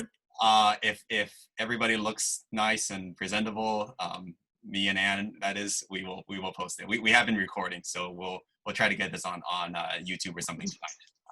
I'm going to bring something up because I'm going to be 63 in September, so I sometimes feel very, very old, but how appreciative I am of having Yo-Yo here and someone of his generation that is well steeped in the technology that we can use today. All of us with COVID-19 are learning how to do more things remotely, electronically. I serve on a number of county COVID recovery teams, and one of them is how can we bring services to our people who will be isolating at home, or how to give parents a break by maybe having more online tutoring for their kids so the parents can have a little downtime. And I think one of the skill sets that Yo-Yo is going to bring to City Council is a willingness to really work to bring more technology into us. So I appreciate that Yo-Yo and Rochelle, another one of his team members, are putting together for this, because I'm having enough time just reading the high-speed rail EIR. So I'm very grateful for Yo-Yo for that. And I look forward to we have another young person on council. I think young people can bring a lot to us, a new perspective. We are partnering with this. I kind of am tutoring Yo-Yo a little bit on what it's like, because you learn a lot as an elected official. But I find that he's very receptive, and together we brainstorm ways of how we can do a better job. And I just want to say thank you. Yeah, and you know, these town halls, I think, are a test of how to make city business, because I mean, today we talked about water rates, and it's hard to get people out here to talk about water rates, right? So, you know, I'm glad that there's an interest, and I think the easier you make it for people to connect with stuff going on in their local community, in this case by dialing in or using Zoom, the closer that gap gets between the people and their elected representatives. So that's really the overall goal. And yes, I mean, the previous two town halls. Sorry, Yo-Yo. Go ahead. No, sorry. No, Oh, sorry. no, I was just saying the previous two town halls were test runs. That's why we didn't post them online, because we were still trying to figure out how to best do this. So now we've adopted the slideshow. We ask people to ask questions out loud, because, you know, when you watch a replay, you can't see the chat. So 2 weeks ago when we were doing this, all the questions were coming in by chat, and it just looked like Ann and I were talking to ourselves, and it was kind of weird. So this time it's much better. We also want to keep it relevant. So, you know, upcoming topics include climate change. We want to talk about climate change. We want to talk about infrastructure, such as parks, such as the dog park we've been talking about, such as the roads. We want to talk about downtown and economic development. We're going to talk about specific plan, you know, so we're going to try to find out how to separate downtown from development, and you know, we have a lot of these coming up, so we want your feedback. Like, tell us what you want to hear. You can email us, you can tell us now, and we'll plan for it, we'll study for it. And Ann and I, in preparation for all these calls, we do a lot of research, a lot of reading, and we just want to present complicated issues in as simple as a way as possible to the community. Do you plan to talk about the crime rate? It's a big concern. We did that 2 weeks ago. Yeah. Oh. Yeah. Oh no, I didn't know. I will send you the recording, just to you, because it didn't hurt if not comprehensively discussed. Let's do it again, and people might have some other further comments or something. Yeah. And I think it really. Well, actually, I don't want to get off topic, but Winnie, you and I, we can talk afterwards. I'll send you the recording. Okay. How often is going to be this meeting? Every 2 weeks. We're going to do it every 2 weeks. We're going to do 7 more of these. So, you know, buckle up. We also have, I don't know, sometimes I know what neighborhoods people live in, but I'm hoping soon we will have one about fire safety and fire prevention. Just learned that more neighborhoods in Millbrae have been added to the high fire risk neighborhood. I thought about trying to bring it in under this water discussion, because there's a link to how moist we keep our vegetation and our fire risk, but it was hard to, water was complicated enough.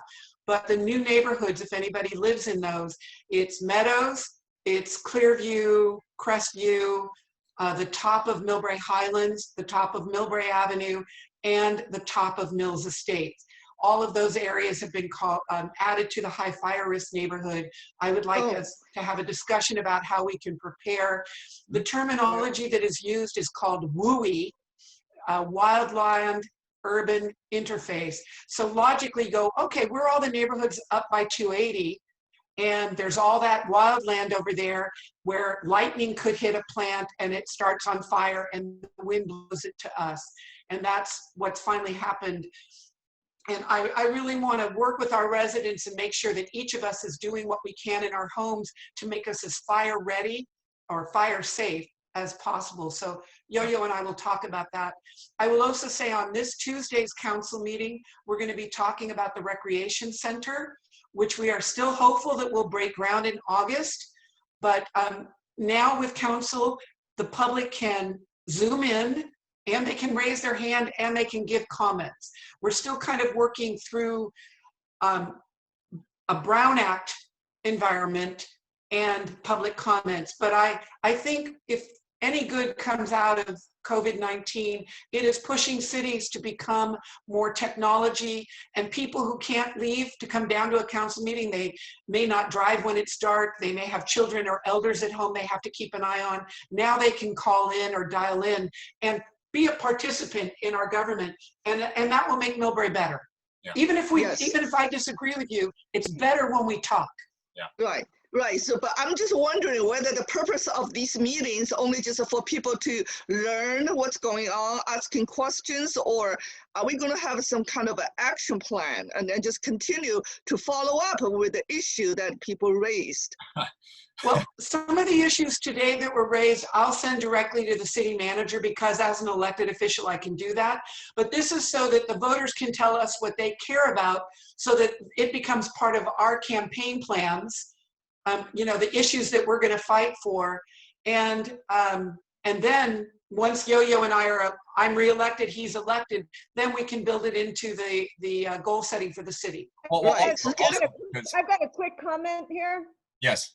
We have moved off of water and before, and I need to go, but before we leave water, or if I can switch back to water, you asked for additional suggestions. Yes.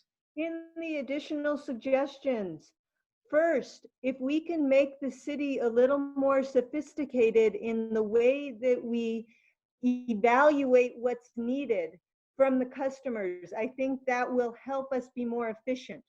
Right now, the way that they decide the size of the pipe you need or what kind of service you're going to get is strictly based, it seems, on the type of dwelling you have. It has nothing to do with the amount of entry points that are within the unit. The plumbers use the entry points in the type, and it's this many for a sink, and this many for a toilet, and this many for a washer and dryer, for a washing machine.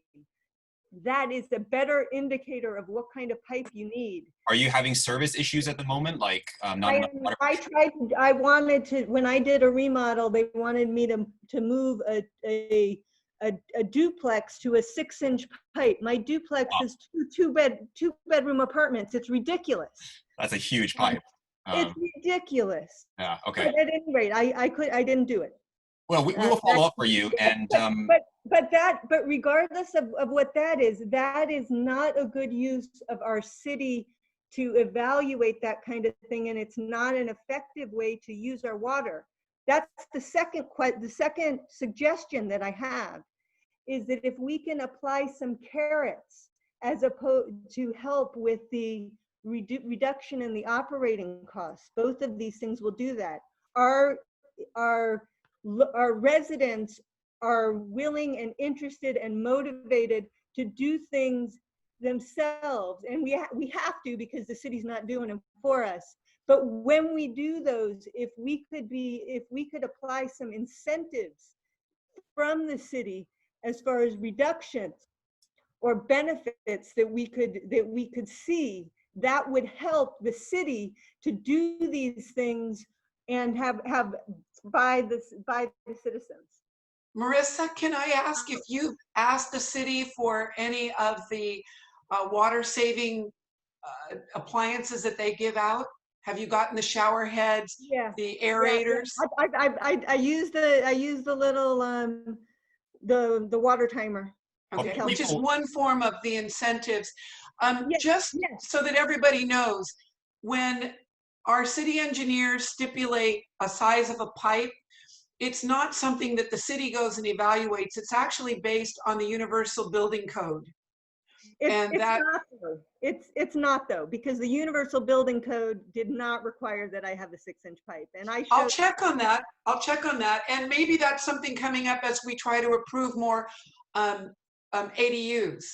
And I think it has to do with just the regulations and the way that they're written, and they're not as sophisticated as they could be. It's not that we will follow up for you because I'm actually curious about learning about how. Yeah, I'm curious too. Are determined. And you know, and a little bit back to like Winnie's point. I mean, about the ultimate purpose of these town halls. Yes, the majority of it is focused on learning, because I think when people are more aware, they can give us better suggestions. But I'm going to personally follow up after these calls. I follow up with the appropriate people.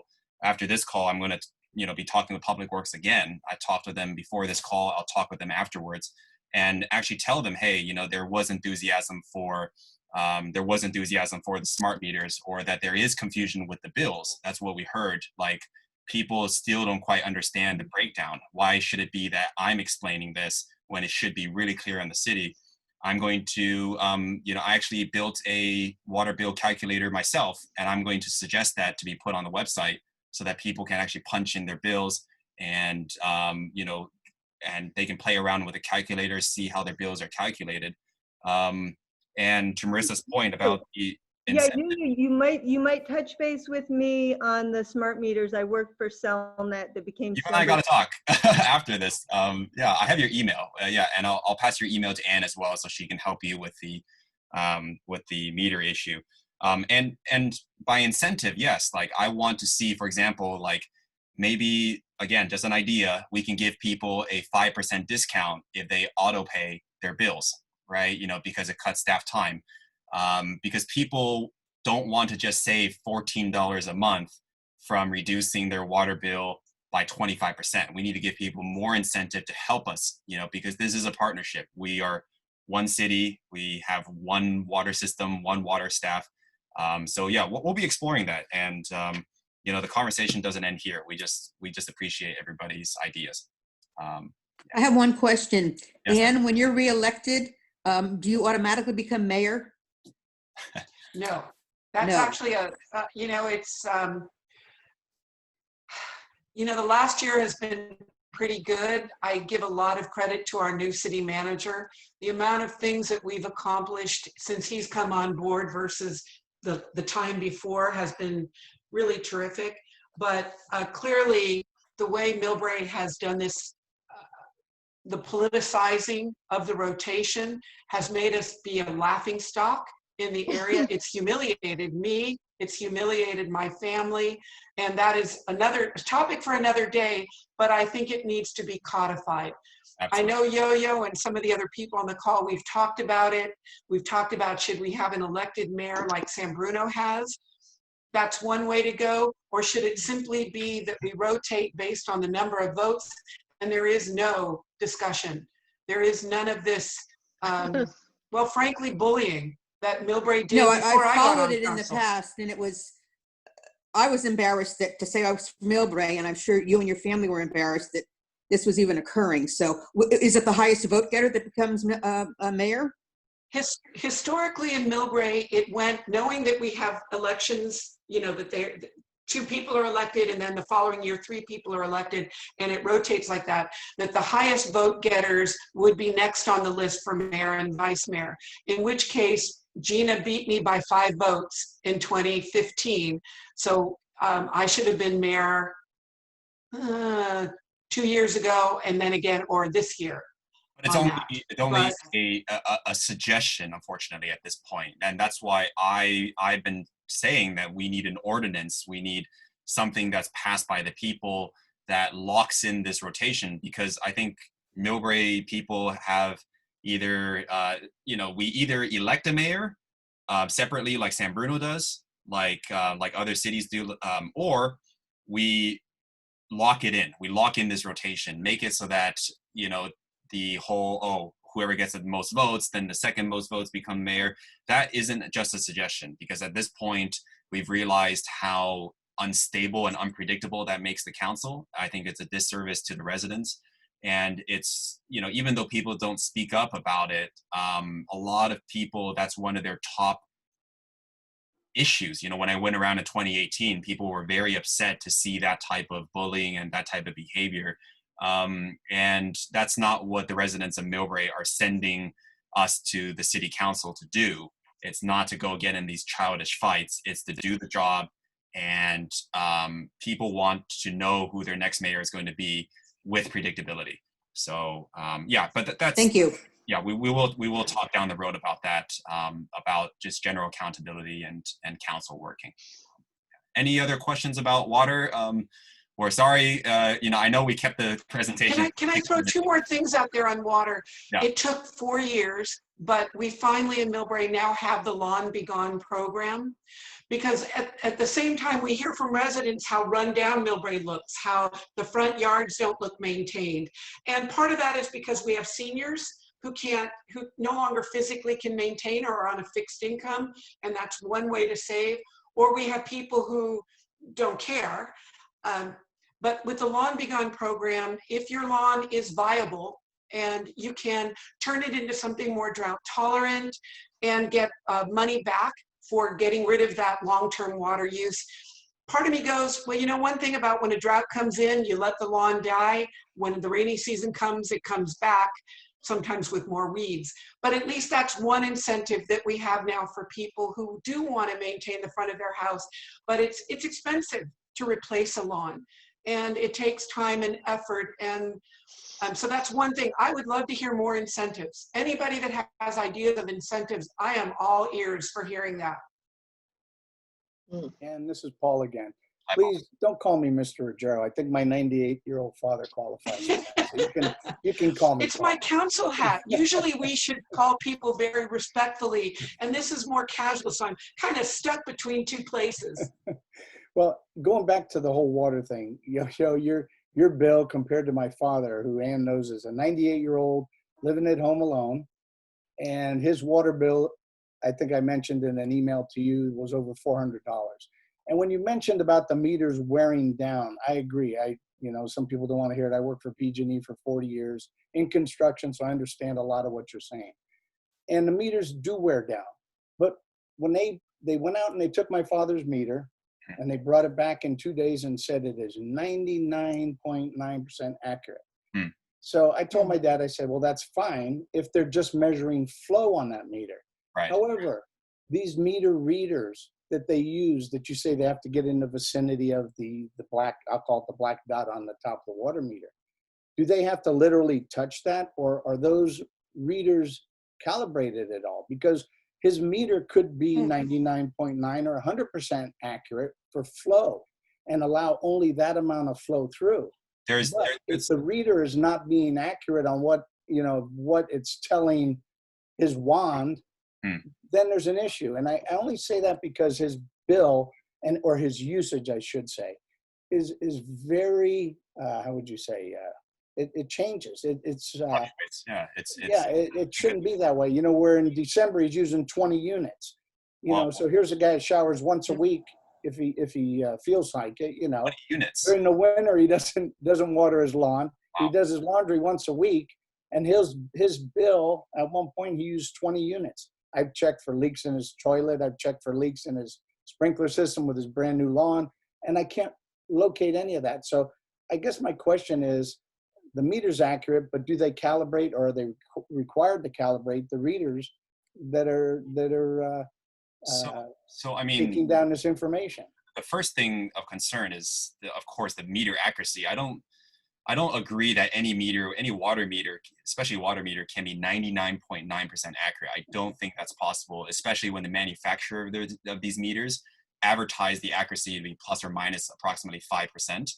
I don't think the city can say with reliability that it's 99.9% accurate. There's also different accuracy depending on the flow rate. So if water is at a trickle versus when water is being used on full blast, there's different levels of accuracy that a meter can report.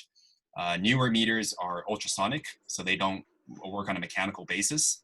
So those are a little bit more accurate.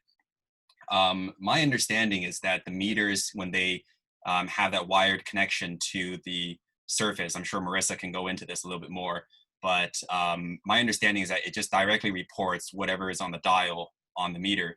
And this is another argument, because 20 units is incredible amount of usage. That is over double what my family uses. And you're saying this is a senior who uses, has a very conservative lifestyle and is not running his sprinklers 24 hours a day. That's another argument for smart meters. How can we make it so that 60 days of usage becomes very clear day by day, hour by hour? We can see where the usage is, and we can see if, for example, one day there's a sudden spike or there's an inconsistency. That's just another argument for having these digital reports. A huge benefit of having smart meters. Paul, I don't know the answer if the readers are calibrated. Are they calibrated? I come from the solid waste field, and the weight scales have to be calibrated X number of days. So that's a good question. I can find out.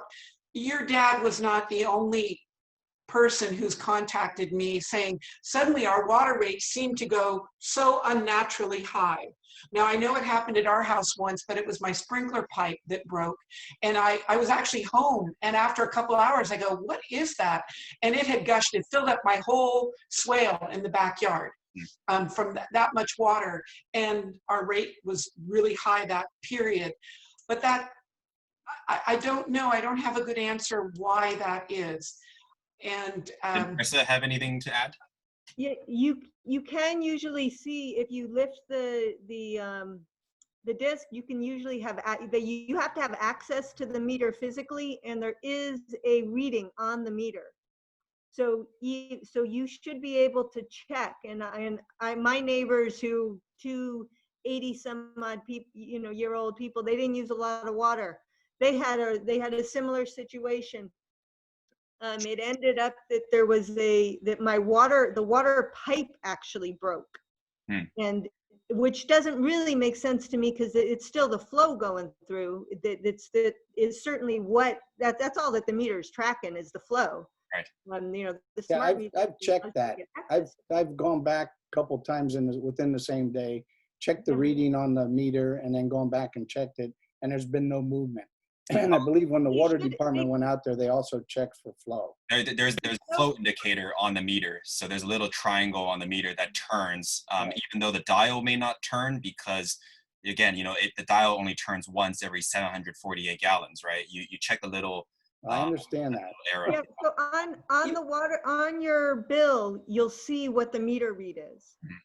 So we should be able to see if it was an issue where the reader wasn't calibrated or was giving you a false reading, then it shouldn't match what's showing on the bill. So if you check your bills, you should be able to, okay. to see. I'll wait till he gets the next one. I always tell him, pay it anyway, you can afford it, so. Well, but the other thing, Paul, for one household, sorry, Marissa, another household, I hadn't heard as much of it recently, but before the drought broke a few years ago, there was some water stealing. The same way that there can be electricity stealing on that. And you heard it up and down the peninsula that an RV might pull up, fill up its water tank, and do it on a fairly frequent basis. I think that happened to somebody that contacted me that lives on Hillcrest because they had seen trucks parking at the side of their house fairly frequently. So it was probably a quick little hose and nobody heard it because their water use went phenomenally up and they were gone for a month. And the house was checked and no leaks were found.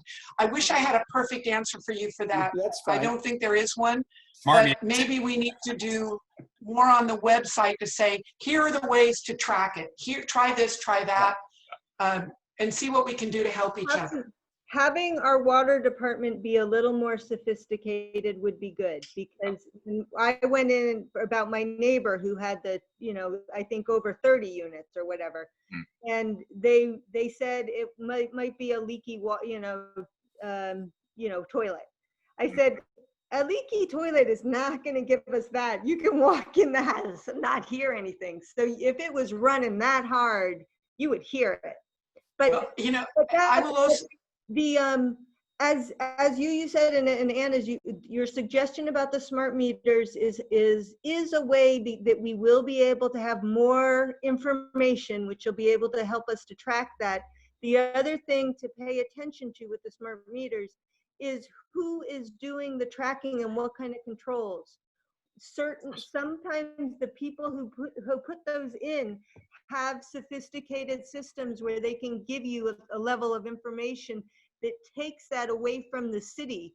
And if the city is able to do it, great. If the city is not able to do it, that might be a good answer. And allow us to utilize the economies of scale, not just from Millbrae, but from the entire organization. Yeah, good point. Okay. Lou? Something to keep in mind. I've had the same kind of issues with broken pipes and things. But as you've seen today, at the bottom line, most of the cost is independent of usage. You're worrying about how to read that meter. It's the price per unit. That's the problem. you may have a broken pipe and you have excessive, a large number, but it's a big bill because the fixed cost or the cost per that unit and all those other fixed costs are so big. So you're not going to lose or pay a lot of extra money because of a little meter problem. Right. We can the water rates are going to come before the council because our current schedule of scheduled rate increases ends on July 1st, 2021. So we need a new schedule for beginning July 1st, 2022. And at that point, we can re-examine, hey, do we want to do this meter program? Do we want to implement the tiered rates? And do we want to maybe change the way that, this is a conversation to have with a CPA and with, a consultant who really understands this, but potentially we can shift more of the bill onto the usage part so that we can really incentivize you to save water, right? Like instead of having so much fixed costs, we can redistribute the colored and the gray area that we were talking about to make it more even so that when you save water, you're really gonna notice the difference. Yeah, so it's just an idea. And the reason why we bring this up is, again, because the 5 people on the council are going to determine really the future of Millbrae's water bills for the next 5 years, beginning next July. And it's important that we have people who understand what the residents' needs are and what the residents are looking for in terms of how they're billed for the water service. So yeah.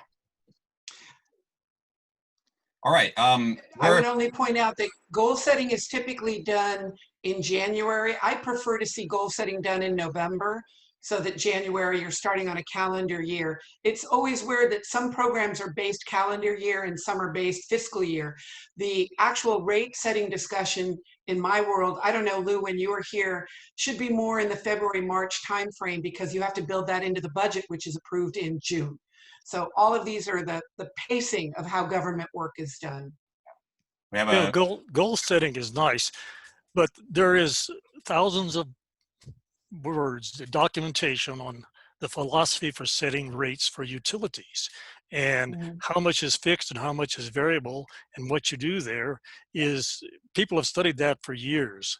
And I think our problem has been that we have had consultants who come aboard trying through this stuff with not a lot of staff oversight. The fact is, when I was public works director, I myself set the rates, and your staff, if they're working closely with the people, when you set these water rates about 4 or 5 years ago, did not have a public works director on board. He just left, okay? It was all done by consultants, no real staff oversight. And for example, it seems to me that you probably now have a very large fund balance in the water fund because you're talking about possibly using some of that to fund the recreation center. Now, that should not have happened, okay?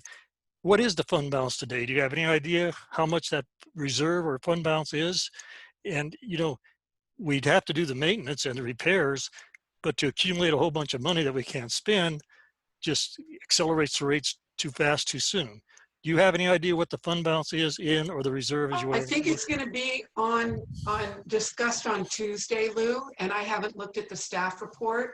Okay. But what had happened before you go there in terms of trying to rebuild a rec center that didn't have fire sprinklers on it, is that we had obtained a loan from the county at 2%, more done like an equity line of credit. We could use it when we needed it. If we didn't need it, we didn't have to use it. With COVID, the county came to us and said, we don't want to fund you for a couple of years. So that would have put the entire rec center rebuild on hold while we tried to figure out how do we come up with that money. So staff went and looked at that fund where we will be taking a loan, but we will be paying ourselves back. So instead of paying that 2% over time to the county, it'll be 2% back to ourselves. Is it perfect? No, it's not. But that's where that 12 million is coming from. Yeah, the point is not. Be used. No, I'm not. The point is not if we use the fund or not for the recreation center. The point is that if we had more nearly closely aligned our capability to execute projects with the amount of money we're drawing in, we would not have been paying so much so soon, and we would still have got the work done later. So if you have a large fund balance now that you can't execute, that's because we've been paying so much earlier. And, you know, when you consider the cost of money over time, it's costing us. So anyway, that's where we are. And we got there because that 5-year rate setting was not really monitored very well by staff. It just locked in, and here we are. But that's the For past. everybody else A on lot the of, lot of good, call, lot of good ideas today, which we really appreciate. Yes. well, and Lou, I would only add that when I first came on board, we had way too many consultants, and no, we had consultants monitoring consultants. Thankfully, most of that is gone. Now we have Swinnerton, who's a construction management firm overseeing what will happen at the rec center. But we've gotten rid of most of those consultants on that. And again, more of that is a credit to bringing Tom Williams on than the previous city manager who tried to save pension costs by getting rid of real staff and bringing on consultants. So the city was, believe me, I was not happy with it. We're getting smaller steps there. So much work still needs to be done. We have one last comment from Naweed, and we are at 2 hours. So this is the last comment, please. Or last. Hi, thank you, and thank you. I was just going to say, in this water bill, if the city wants to promote, I don't know if there's still a program of promoting the drought-tolerant plants, and maybe in the bill, especially for those that are doing paperless billing, maybe they could promote like a native drought-tolerant plant in each bill. Now, they wouldn't have to print anything if it's a paper bill, so that way they don't have to print additional ink. But for those that are doing paperless billing, it wouldn't cost anything additional to maybe have like an image of a drought tolerant plant or landscape. So the idea is, you know, yes, we get you know, yes, folks get their bill, because I hear a lot of people, especially people my age, millennials and so forth, you know, yes, they're going to have to pay their bill. And then but they would love to hear the city promote drought tolerant plans, you know, and see it as part of their billing or some kind of program, and that will, you know, get sustained. And especially because they love to do paperless billing. And so there's no additional cost in generating that, as opposed to printing an image of a drought tolerant plant in a paper bill. Now, the other thing is, from what my friends have said, they own a couple houses in Millbrae. They've said that the city charges a additional fee for credit card billing. Now, there has been talk of a new online billing system that most likely won't take place into 1 or 2 years. Now, the question is, they want to be able to pay with American Express.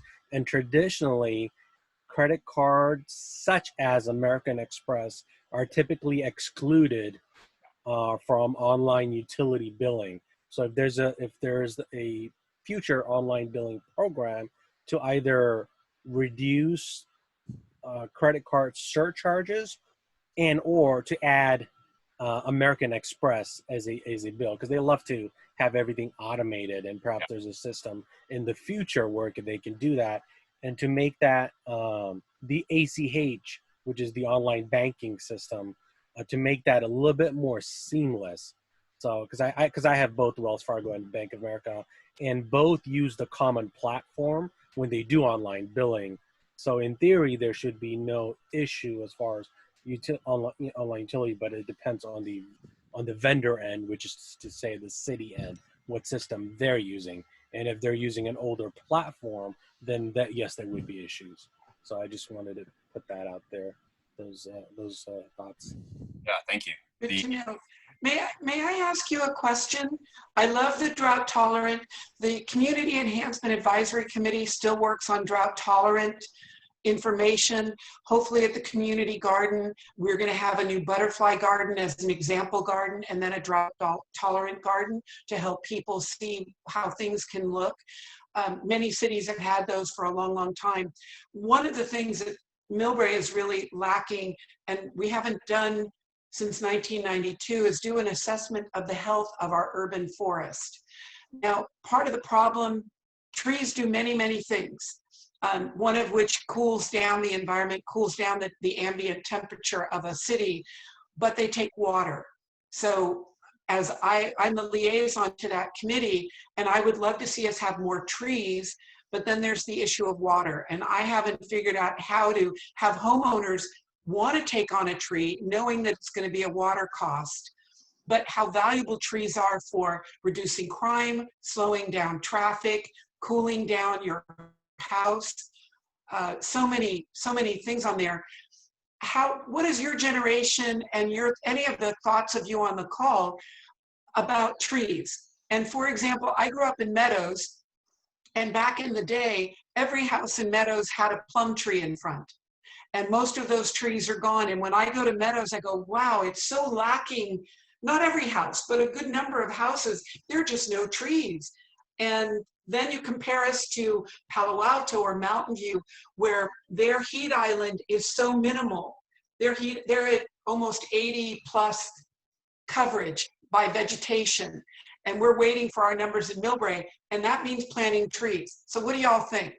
And I'm gonna just draw this to a close because okay, we'll do that for our next call then, because I want to talk to people about trees. Yeah, and drought tolerance. We can talk about trees, but further to Naweed's question regarding the bills, yes, I've been saying since 2018 that bills are a great way because they are something sent regularly to Millbrae's residents. They're a great way not only to communicate city updates regarding development, regarding safety issues, whatever, but they are a great way, especially in the future, on e-bills to advertise drought-resistant plants, things that don't take water. And so yeah, we'll be looking into that.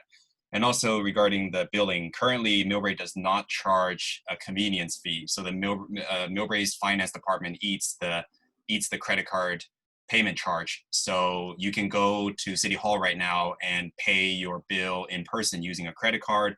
There's no 2% fee charged. I have heard that the city is going to start charging that fee soon. So if you're looking to churn some airline points, now's the time to do it because it'll be too late soon. But yeah, I'll look into whether or not the new system accepts American Express. I know that's a convenience factor for a lot of people.